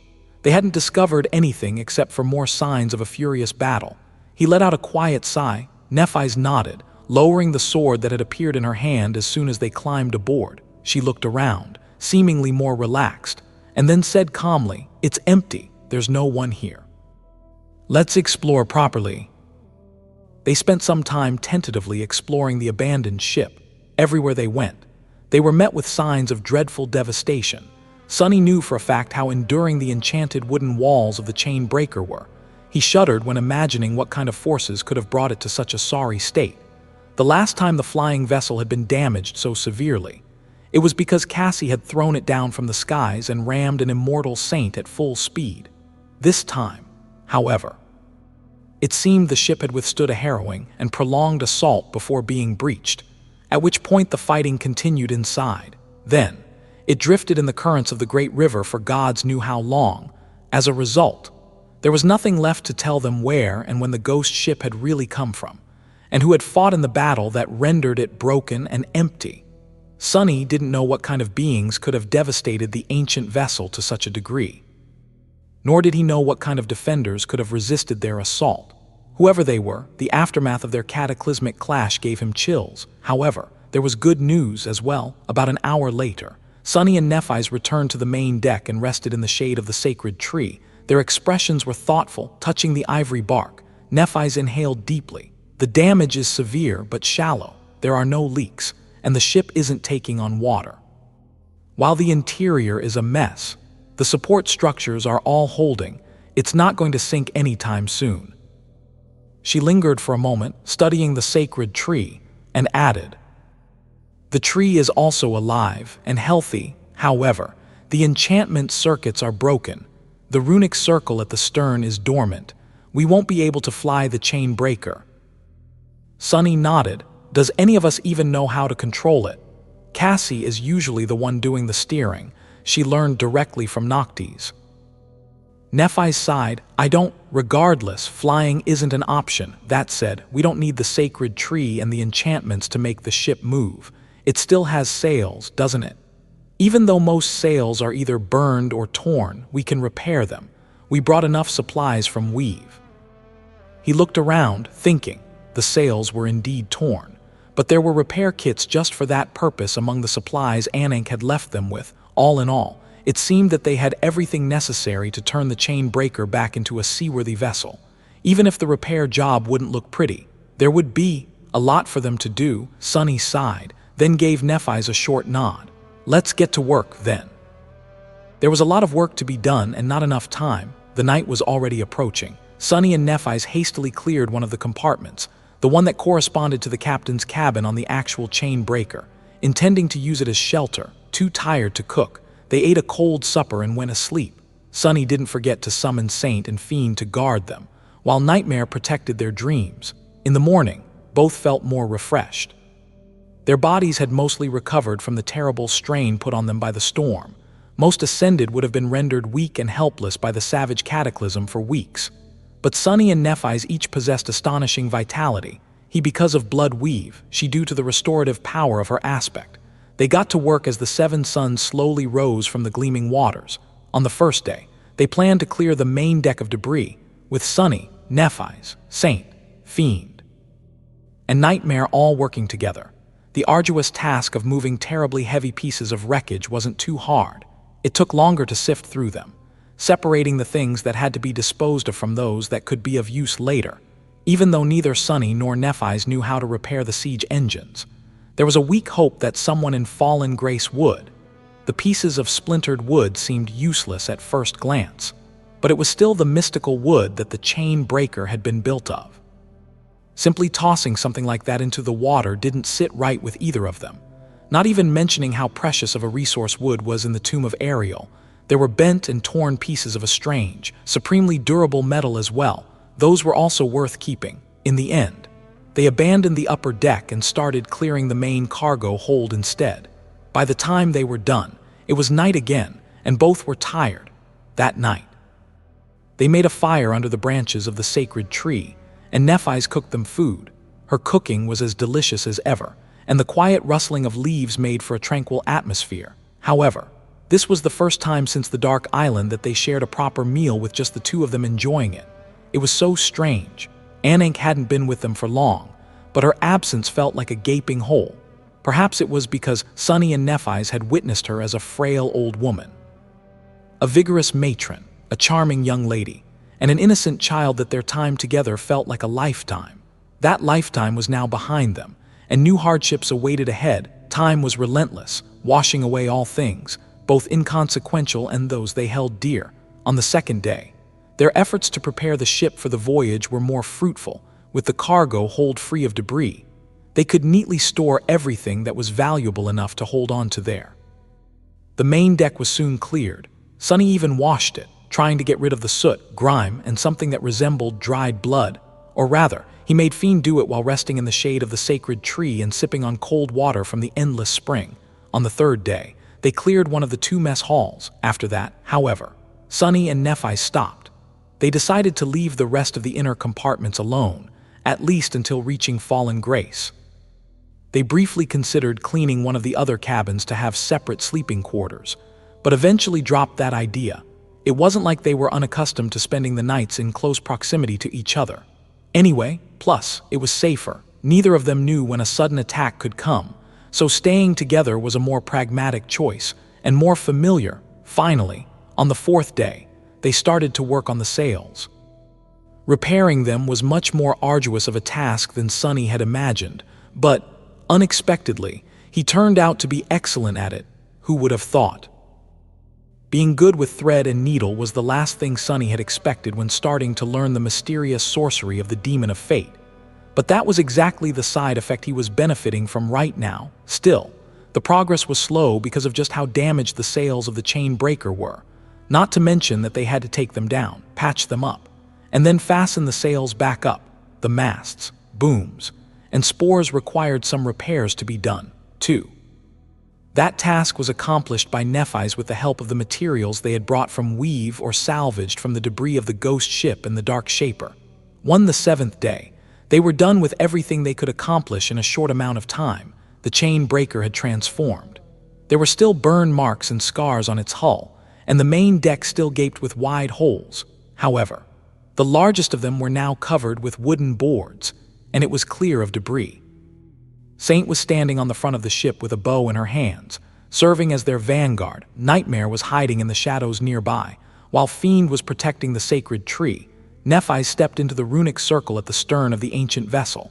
The circle itself was inactive, but it was still the natural position to take if one wanted to hold the two steering oars of the flying ship. Granted, one of those oars would be useless for now, since it controlled ascent and descent. And the chain breaker was unable to fly. Sunny was standing by her side. He looked at Nephis and asked, his voice full of anticipation, which was hard not to feel after a whole week of hard labor to prepare for this moment. Placing her hand on the steering oars, she nodded. Sunny asked, "Are you ready?" "Let's go. We wasted enough time in the future already." Turning away, he inhaled deeply and looked at the length of the graceful vessel. When Noctis had owned it, there was a crew of wooden sailor dolls to work the ship. When the fire keepers claimed it, they were awakened to do the same. Now, however, there were only Sunny and Nephis had to remain at the stern to guide the chain breaker. So, it was his job to work the sails. since Sunny had no intention of jumping from mast to mast like a monkey, whatever a monkey was. He concentrated and called upon the shadows. A few moments later, tenebrous arms manifested themselves into existence all over the ship, pulling on the ropes. It took some concentration to control them all at once, but after the grueling education of the Antarctic campaign, Sunny was more than proficient in using shadow manifestation. The sails slowly rose and then filled with wind, coming back to life. The ancient ship turned to face downstream, and then slowly started accelerating. Sunny said, "It's moving." They were finally on their way to fallen grace. The chain breaker was steadily advancing down the great river. The gale Nephis could summon by uttering its name wasn't powerful enough to push the ship as fast as it had pushed the ketch. But to their luck, the winds were blowing in the same direction, carried both by their power and the current of time. The graceful vessel rushed forward at great speed. All around them, there was nothing but sunlight and sparkling water. The vast expanse of the great river was beautiful and exhilarating. Of course, great horrors were hiding behind the deceptive facade of its beauty, but nothing had attacked them yet. Life went on, sitting in the shade of the sacred tree. Sunny felt strangely indignant about that fact. He had been constantly busy during the week they spent patching up the battered ship, which was a mercy, now that there was really nothing for him to do. Sunny found himself feeling numb and hollow. His lightless soul seemed even darker than usual these days. With a sigh, he closed his eyes and concentrated on the calming sound of the rustling leaves. Just how much can a person endure? He was tired of loss. He was also tired of losing. Sometimes it feels like I was better off not caring about anyone except myself. Those were the days, weren't they? As he smiled crookedly, a familiar voice suddenly resounded from above. "Do you mean the days of being a frightened, pathetic, miserable little wretch that not a single person in the world cared about in turn? Well, I suppose it's indeed the best you deserve. That's how you'll end up anyway, eventually."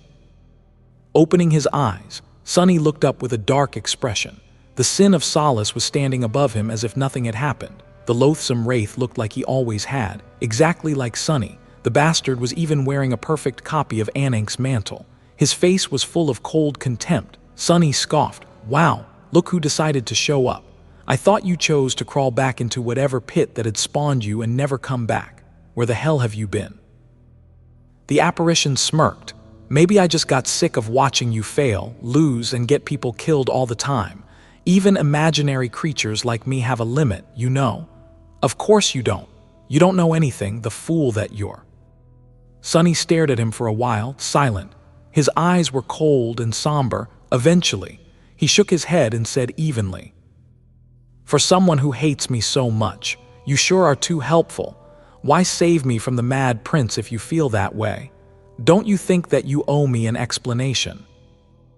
The sin of Solace laughed. "Owe you? And you even have the audacity to call someone mad after spouting such nonsense. I owe you nothing." He shook his head, then said with a derisive smile, "Let's make something clear. I didn't save you. I just saved myself from having to endure more misery. Being stuck with a hateful worm like you is already bad enough, but being stuck with you if you become defiled. Gods, that would be truly insufferable." Sunny tilted his head, thinking, so, the secret the Mad Prince wanted to tell me was truly dangerous enough to turn me into a defiled. Or was it? Was he supposed to believe anything that the sin of Solace said? The sword wraith acted like an independent being, and in a sense, it was, but the source of that being was still Sunny himself. Therefore, the bastard couldn't know anything that he himself didn't know. The sin of Solace was a part of his mind, after all, wasn't he? Sunny frowned. To be honest, I've no idea what that thing is anymore. He had figured out the nature of the sword wraith in Antarctica, and had even gotten a good grasp of how to deal with the apparition. But once they entered the tomb of Ariel, that nature seemed to have changed without any explanation. Why had it changed? And how? Was it the influence of the tomb itself? It had been built by the demon of dread, after all, from whose whisper the curse that caused the sword wraith to manifest was born. Or was there something more sinister at play?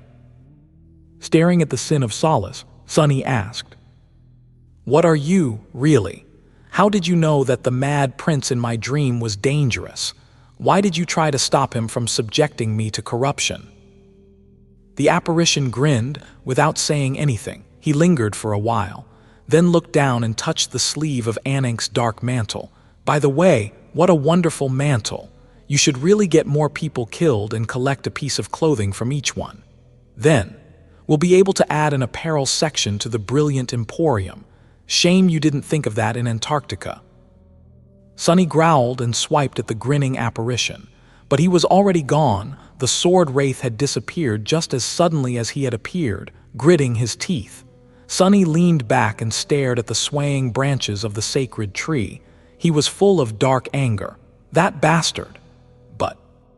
But the appearance of the sin of solace had distracted him from his melancholy, at least, until those last words plunged him right back into dejection. He sighed, "I'll learn the truth eventually. For now." He had felt better when he was busy, so the best solution for this dark mood would be to make himself busy once again. Controlling the sails didn't take much of his attention, so Sunny had to do something else. Luckily, there was a lot for him to do. He had to continue studying the estuary key. He also had to weave a lot of memories to help Nightmare ascend, as well as come up with ways to make the members of the cohort stronger.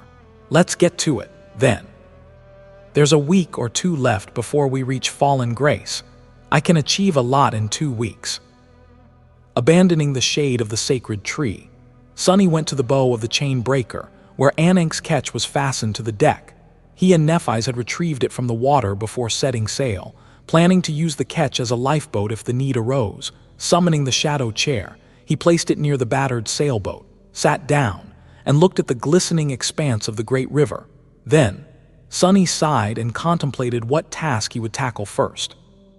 Sunny remained motionless for a while, thinking. After a few moments, he unconsciously began to fiddle with the hems of the black mantle's sleeves. The smooth fabric glided across his fingertips, making them tingle a little. Eventually, his gaze settled on it. Sunny tilted his head, abandoning his previous plans. He stood up and took off the mantle instead. Then, he sat back down and laid it across his lap. He doubted that it was a simple piece of clothing. It was the attire of a nightmare spell priest. After all, most likely passed down to Ananke from her mother, the original priestess who had entered the tomb of Ariel with the first wave of outsiders. The corpse under the cathedral in the Dark City had been wearing the same dark garment. So, it had to have some secrets. Sunny wondered. So it had to have some secrets. Sunny hesitated for a few moments. Unlike Weaver's mask, the black mantle wasn't a memory, otherwise it would have disappeared with Ananke. There were some memories that persisted after the death of their owners, of course, like the dawn shard that Nephis had found on the remains of the first lord of the Bright Castle. But the nebulous mantle wasn't one of those, either. Otherwise, it would have bound itself to Sunny the moment he picked it up. It seemed to be a perfectly mundane robe, albeit sewn from some mystical material. Nevertheless, he shifted his perception and tried to look within the mantle, just in case. He wasn't disappointed. There was indeed a spellweave hidden within Ananke's mantle, and it was a strange one. Sunny asked, "How odd?" Sunny studied the weave of ethereal strings with a perplexed expression. There were all the elements that a spellweave was supposed to be made of, a radiant nexus and an intricate tapestry of essence threads. However, the pattern of the ethereal strings was very different from what Sunny was accustomed to. It was elegant and vast, but how could he put it? The weave of the dark mantle was infinitely less labyrinthine than that of every memory in his possession. It was by no means crude, but also not nearly as complicated as them. He studied the strange spellweave for a few minutes, then leaned back, bewildered. It's not there.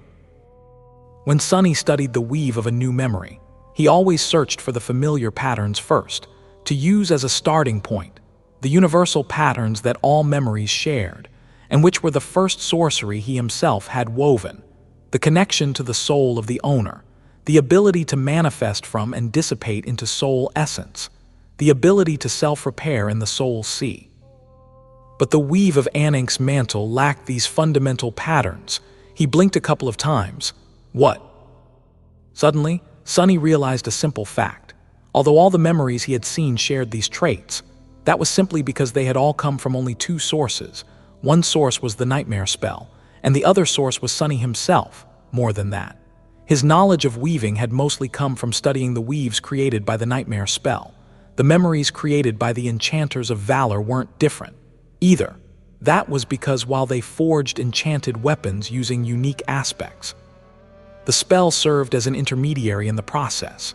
Crafting memories was an innate ability of the Valor family, not a learned skill like their knowledge of runic sorcery or Sunny's knowledge of weaving. So, in the end, both sources were one and the same, but that wasn't the only way of going about weaving enchanted items. Only the ultimate way, the weave he was looking at right now, though had been created by someone else. Perhaps by the high priest of the nightmare spell Ananke had spoken about, or by one of his students. Which was why it was a sorcerous item enchanted through weaving, but not technically memory. Sunny scratched his head. So something like that can exist, too. Of course, it could. The fact seemed so obvious in hindsight, and yet he had never considered such a possibility before, mostly because it was really hard for a human mind to think outside a familiar framework. Every memory Sunny had known was an item enchanted through weaving. And so, he subconsciously assumed that all items enchanted through weaving were memories, but they didn't have to be like the mantle in front of him, which was a curious detail, but not exactly useful. Who wouldn't want to turn their weapon or attire into a memory?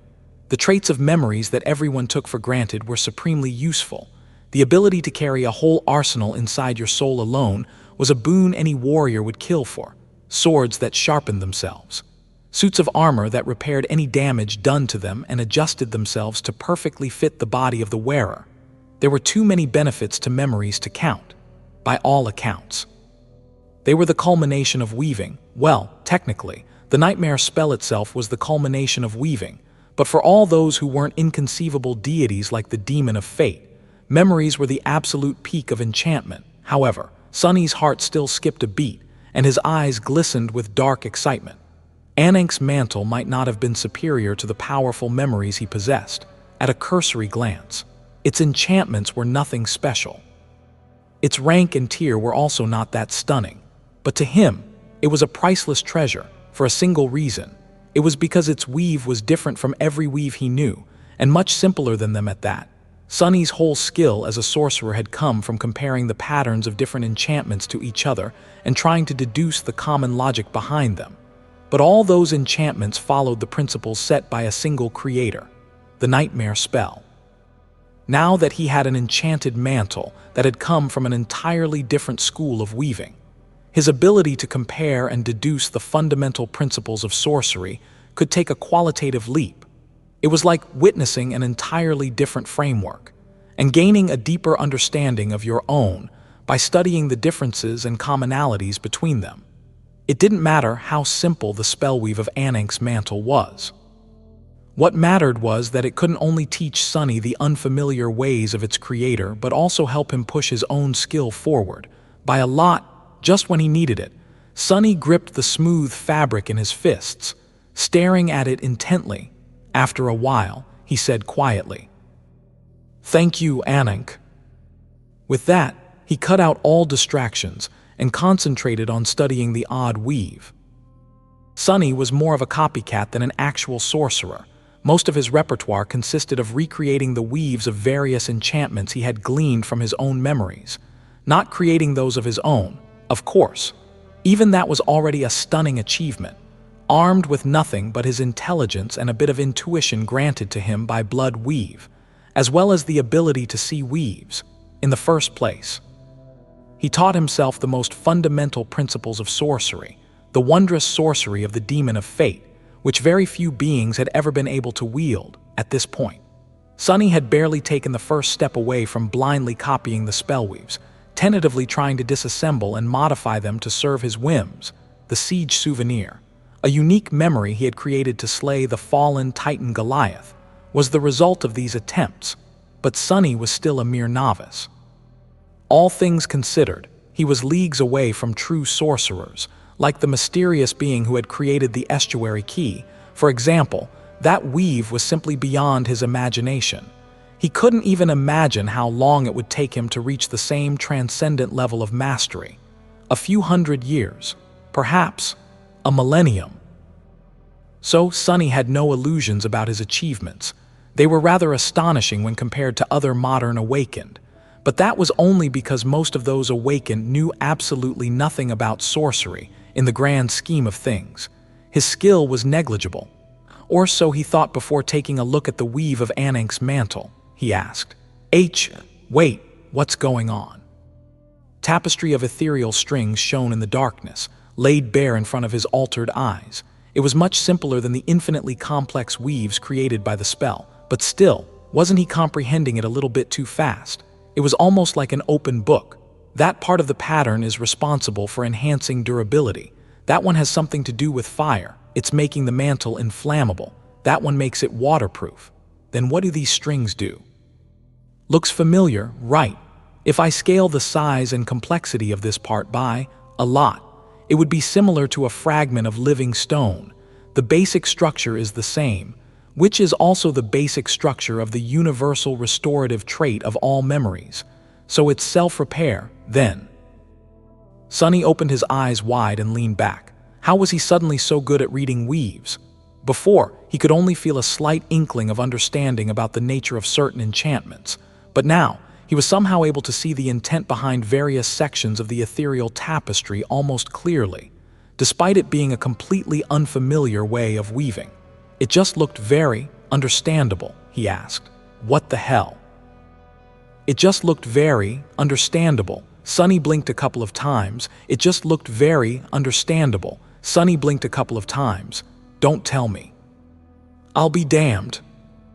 The weaves the spell created were infinitely ingenious and near perfect, and as a result, they were all unimaginably complex and intricate. It was to such a degree that Sunny had to spend weeks studying the simplest ones, and even that was only due to his better-than-average memory and innate talent. He had been bashing his head against this daedal wall for about 2 years now, and for every grain of knowledge he gained, there were 100 he failed to decipher and comprehend. The weave of Ananke's mantle was also elaborate enough to make a person dizzy, but it was nowhere near the complexity of the tapestries the spell created, and so it seemed that after being tempered by the latter, Sunny had grown skilled enough to more or less discern the general flow of the former. It was as though he had been learning to read by perusing an abstruse epic poem without ever even laying eyes on an alphabet book. The weave of the mantle, meanwhile, wasn't primitive enough to be called an alphabet, but it was something that a middle schooler would be able to read, and after braving the weaves of the spell, Sunny had learned enough to be considered one such middle schooler. He covered his face with his palm and remained motionless for a while. Right, it's just like being sent to the forgotten shore after returning from there. We were also constantly bewildered by how weak normal awakened seemed. Greater obstacles forge greater strength. As long as you can actually survive them, of course, which most of us didn't. He was both the survivor of the forgotten shore and of learning sorcery by studying the spell at work. As such, the work of actual weavers was like, strangely accessible. Sunny shook his head, then calmed down and looked back to Ananke's mantle. Right, this is great news, then. Not only will I be able to understand its enchantments faster, I will also be able to use them as a replacement for a textbook and propel my weaving forward. Hopefully, I mean. It's still not exactly an alphabet book. He spent the rest of the day studying the odd weave. It wasn't simple by any means, but after suffering the appalling complexity of the immaculate weaves created by the spell, Sunny almost enjoyed the process. In the end, he realized that the black mantle wasn't that mysterious of an item. The masks the priests wore were the true treasures, while their attire was mostly meant to serve a practical purpose. It was still a precious heirloom, of course.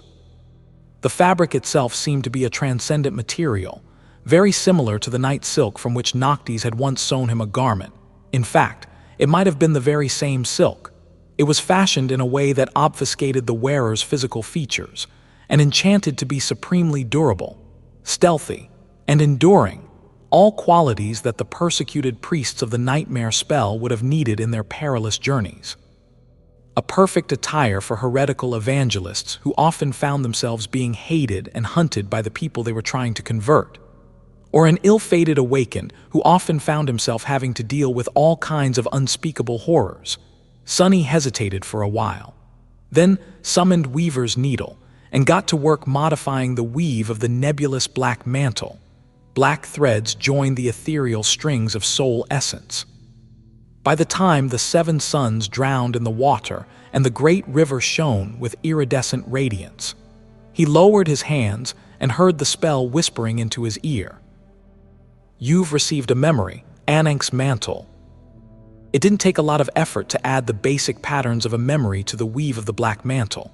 That was what he had been doing over and over again to supply the brilliant emporium with inventory. After all, by now, weaving them was almost muscle memory. They didn't put a lot of pressure on a weave. Even dormant memories of the first tier could bear the weight. The nexus of the mantle had been fashioned out of a transcendent soul shard. So Sunny didn't even have to integrate a second node into the ethereal tapestry. It was a bit tricky to make the 2 different schools of weaving flow into each other. But since Sunny's method was the more intricate one and not the other way around, solving that problem proved to be trivial, just like that. He gained a new memory at the cost of a few shadow strings, enjoying the view of the shimmering great river. Sunny smiled tiredly. Studying hard was an exhausting process. But he welcomed the fatigue. It was a sign that he had made progress. He didn't regret turning the mantle into a memory, either. Even if it wasn't useful, he would have been reluctant to part with it. All things that weren't stored within his soul would be lost at the end of the nightmare. If he had been cognizant of that fact earlier, he would have had a better memento of Noctis than a luxurious chair. Although he had nothing really to complain about, considering that the shadow chair was actually one of his most valued memories. Sunny summoned the runes. Ananke's mantle was there, at the end of the list. Even though he more or less already knew what the runes would say, he still read them. Memory, Ananke's mantle, memory rank, transcendent, memory tier, memory type, garment. Sunny smiled faintly. Garments were a rare type of memory, since the better ones were classified as armor by the spell. Those that didn't make the cut were generally less useful, but their benefit was that they could be worn in conjunction with an armor-type memory, like the Dark Wing, which he had been using ever since the Forgotten Shore. He continued reading, feeling a pinching pain in his heart. Memory description.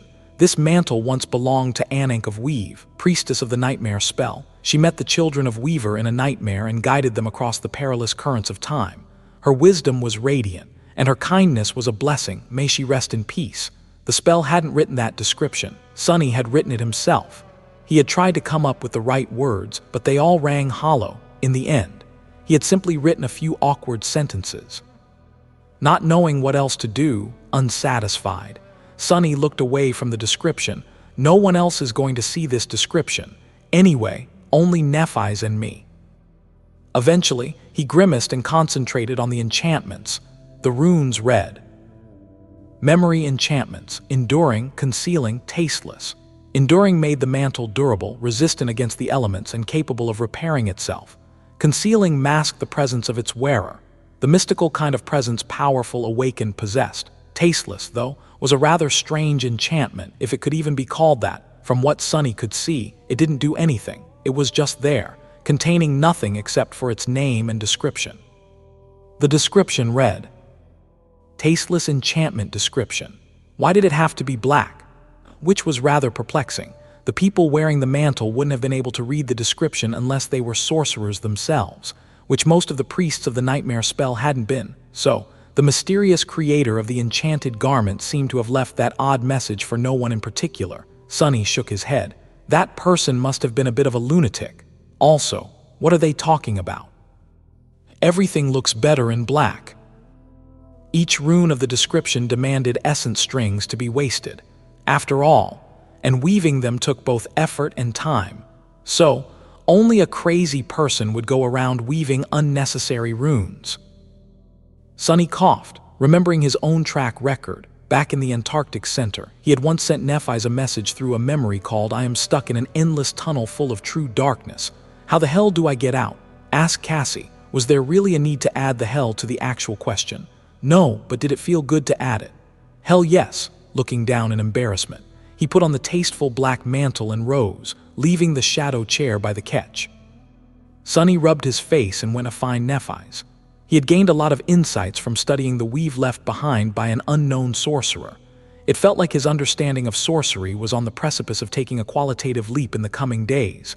He would have to do a lot more work, of course, as well as digest all his gains. However, Sunny already had a few ideas on how to proceed. Right now, he lacks the soul shards to do anything significant. There were a few that Ananke had used while fishing, to lure the nightmare creatures, but those were of lesser ranks. He was meaning to use them to create memories for Nightmare to consume. That said, he still had the supreme soul shard that they had scavenged from the black turtle, which meant that he could potentially create a supreme memory. Of course, it wasn't that simple. Scaling an enchantment wasn't as simple as replacing the nexus of a weave. Most of them couldn't be scaled at all, and those that could required the weave itself to be vastly modified and improved. After all, strings made out of awakened soul essence couldn't endure the flow of transcendent energies. The patterns themselves had to be adjusted, as well, to account for the increased burden, not to mention that enchantments were usually limited by their own nature. Infusing them with more potent essence would simply be a waste. It was a proper mess, however. When Sunny asked himself how to empower the members of the cohort and make them capable of facing the perils of the tomb of Ariel better, he couldn't help but think back to the Forgotten Shore, where they had also been forced to fight abominations 1 or even 2 ranks above them. How had they been able to survive that crucible? There were a lot of reasons why they had, but one of the most significant ones was a single memory, a memory that could empower all other memories, and which had been the primary goal of their lethal expedition across the Crimson Labyrinth, to the outskirts of the Hollow Mountains, the Dawn Shard. So, what if Sunny didn't create a supreme memory, but instead elevated the Dawn Shard to the supreme rank? Wouldn't that be the most efficient way of making the cohort stronger? The deck of the chain breaker was dark, illuminated only by the pale glow of the iridescent water that gleamed below. The radiance of the great river at night was usually beautiful, but today it seemed ghostly. Sunny wasn't disturbed by the darkness, of course, but he had to think about Nephis as well. We should probably place a few lanterns around the ship. The light of the lanterns could potentially attract nightmare creatures, but that wasn't really a problem, not because they weren't wary of the abominations, but because gaining their attention was more or less inevitable. Thinking about when their first battle would happen, Sunny approached the stern of the ship. Nephis was still standing in the runic circle, holding the steering oar. There was a luminous memory placed on the deck near her feet, creating a small island of warm orange glow in the ocean of darkness. In that orange light, her beautiful face was pale and lifeless. She had been guiding the ship the entire day, and the accumulated fatigue was taking its toll. He listened to the wind, determining its direction. Stepping into the light, Sunny smiled and gestured to the oar. He said, "It's blowing from the future. Go rest, I'll take it from here." He couldn't use the sorcery of names yet, but since the winds were on their side, the chain breaker could do without its support for now. Losing some speed wasn't going to delay them by much. In fact, both Saint and Fiend were intelligent enough to keep the ship on course. Sunny preferred to let them stand guard for now, though, studying his face for a few moments. Nephis nodded and let go of the oar as she stepped out of the runic circle. Sunny entered it. He caught her hand in his own and lingered for a few moments. She stared at him with an incredulous expression. He said, "Wait. That memory of yours, the Crown of Dawn, can you lend it to me for a few days?" Nephis raised an eyebrow. Sunny simply shrugged. She asked, "Sure, why?" "I want to see if I can improve it a little. Don't get your hopes up, though. Chances are nothing will end up happening. It's worth a try, at least." She hesitated for a couple of moments. Then, a spark of energy traveled from her hand into his own. The spell whispered, its voice as enigmatic as ever. "You've received a memory, Dawn Shard." Sunny smiled. "Thank you, now go rest.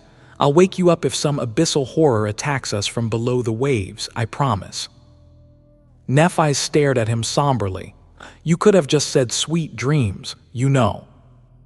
He grinned. "I do, but where's the fun in that?" Shaking her head, Nephis freed her cool hand from his grasp, picked up the luminous memory, and left. Sunny remained standing in the darkness for a while, staring at the empty space where she had just been. Then he sighed, glanced at his empty hand, and placed it on the steering oar. It's so lonesome, sailing across a river of unholy Titan's blood in the dark.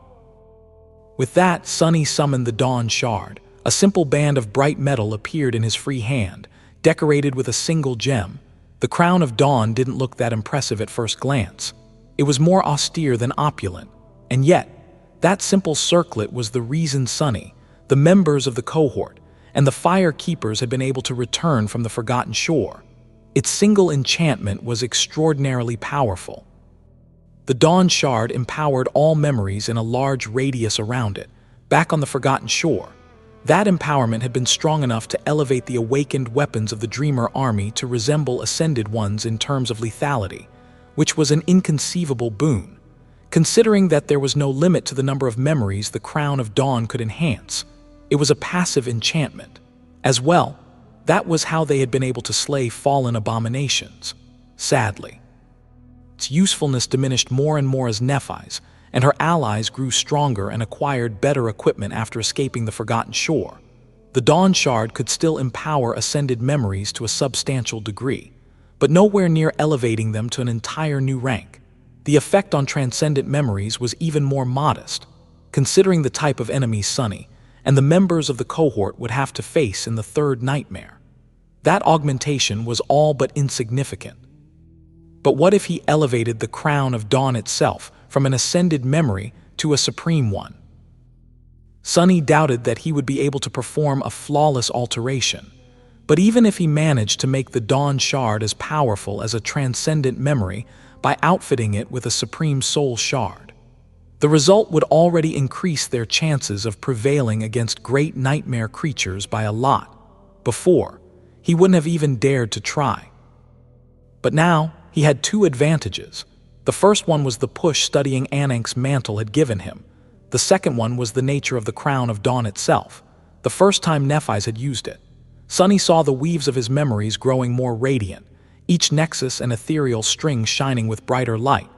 The augmentation either strengthened the memories by empowering their weaves, or made the weaves stronger to withstand the increased power of the memories. In any case, the result was the same.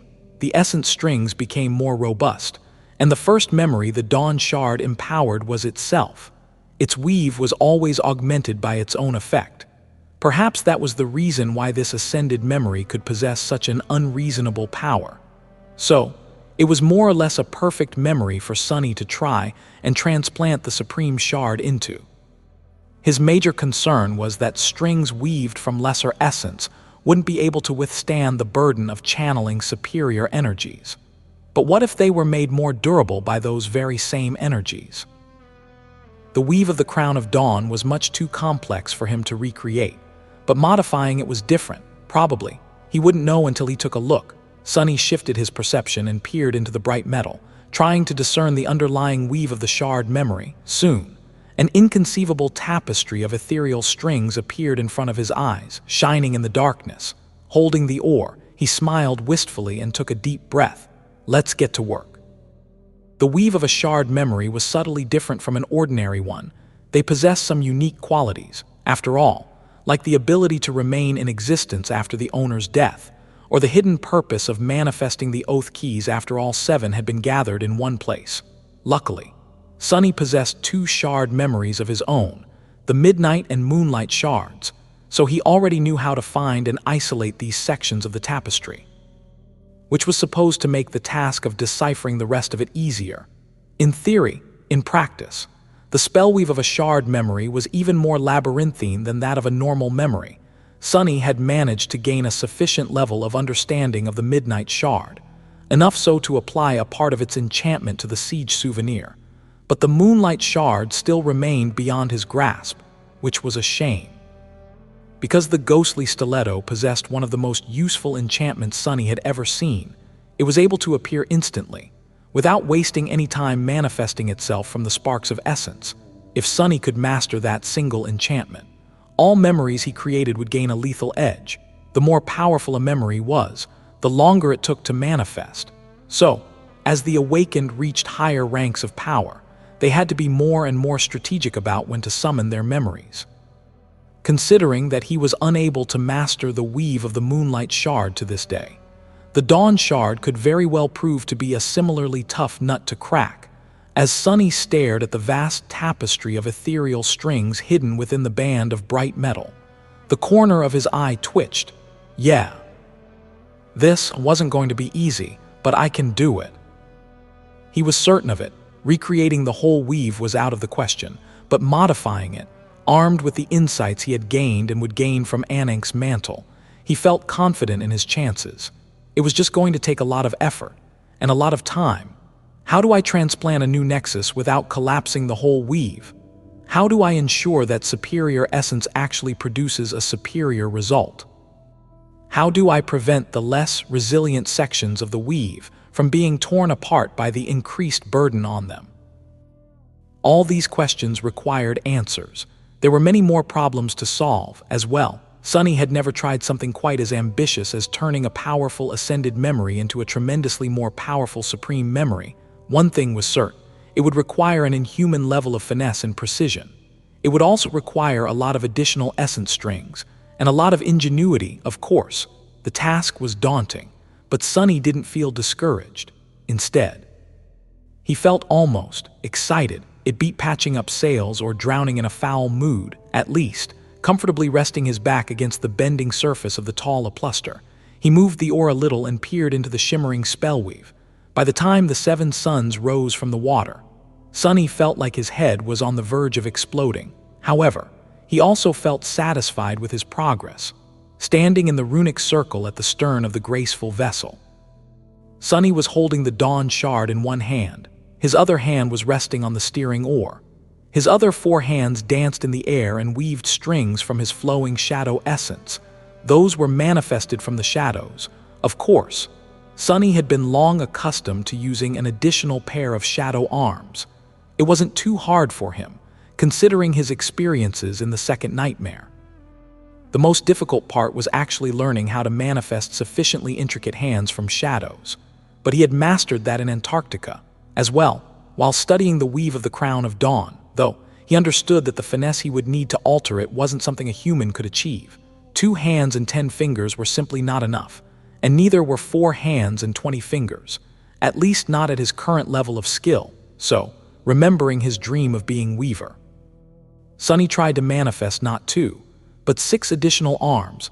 Finally, controlling 8 hands at the same time had turned out too much for his mind. However, even with the help of the Shroud of Dusk, he couldn't manage that many. It was one thing to pull on the ropes to raise sails or rip nightmare creatures to shreds. Those were crude actions that didn't require a lot of finesse. Weaving, on the other hand, demanded absolute precision. Displacing a string by a hair's breadth could mean the difference between success and failure. In the end, Sunny had to dismiss 2 shadow arms and be satisfied with only having 6 hands. Who walks around with only 6 arms? That's simply unreasonable. Embarrassing, really. At that moment, Nephis emerged from the lower deck, rubbing her face sleepily. She glanced at Sunny and nodded, then froze and looked at him again. After a while, she shook her head slightly, sighed, and continued on her way to examine the ship and practice her swordsmanship. Some time later, the smell of delicious food being cooked reached Sunny's nose. He smiled. He said, "Time for breakfast, I guess," commanding Saint to replace him at the steering oar. Sunny dismissed the Dawn Shard and went to find Nephis. They ate in the shade of the sacred tree, enjoying the warm sunlight and the refreshing breeze. After a while, she asked, "Aren't you going to rest?" Sunny leaned back, satisfied, then shook his head. "Not yet. I can go without sleep for a couple more days. There's a lot I want to achieve before we reach fallen grace." He had to continue studying Ananke's mantle, alter the spellweave of Dawn Shard, create memories for Nightmare to consume, and more. She frowned a little. Mental fatigue will slow you down. Your mind needs time to recover, too. He smiled. I know, I've the shroud of graceless dusk, remember. The same dusk we are on our way to visit, it helps me recover from exhaustion, both physical and mental, faster. I'll be all right. Time waited for no man, and there was no rest for the wicked. Sunny wasn't overestimating himself. He just knew exactly how much he could endure. Nephis hesitated for a few moments, then nodded. All right, suit yourself. He suddenly remembered something. After I am done with the Dawn Shard, I want you to teach me how to use the sorcery of names. I didn't want to split my focus before, but now I feel like it can help me advance faster in my own skills. Probably, all right. She nodded again after finishing the breakfast. They used the esoteric navigation tools to make sure that the ship hadn't strayed off course. Then, Nephis took her place in the runic circle again, while Sunny sat on the deck a few meters away and continued studying the Crown of Dawn. Several days passed in that manner. The two of them spend most of their time together, and some time apart. They resumed their sword training, involving Saint as well. The deck of the graceful ship was often filled with the sound of clashing steel when the two of them weren't sparring, though Sunny had a different task for the graceful knight. Now that fiend had grown into a proper devil, it was time for him to learn combat mastery, too. The steel shadow's most fearsome weapons were his claws and teeth. So Sunny instructed Saint to teach him in hand-to-hand combat, since she was a master of all types of combat. That didn't stump her one bit. Hearing Fiend crash into the wooden deck over and over again, Sunny smiled from the corner of his mouth and continued weaving memories of his own painful training with Saint, all that time ago in the Dark City, made him feel a bit of compassion for the ravenous steel ogre. Of course, the lucky bastard possessed the Marvel attribute, which made him capable of learning new things at astonishing speed. Sunny was actually curious to see which of them would absorb Saint's lessons faster. Granted, Sunny had learned combat mastery from her while hunting down lethal abominations in the Dark City in order to survive. Fiend, in comparison, had all his needs cared for by a kind, generous, and benevolent master, who wouldn't learn fast with such a benefactor. Everything was peaceful for these first few days. Then, they suffered the first attack.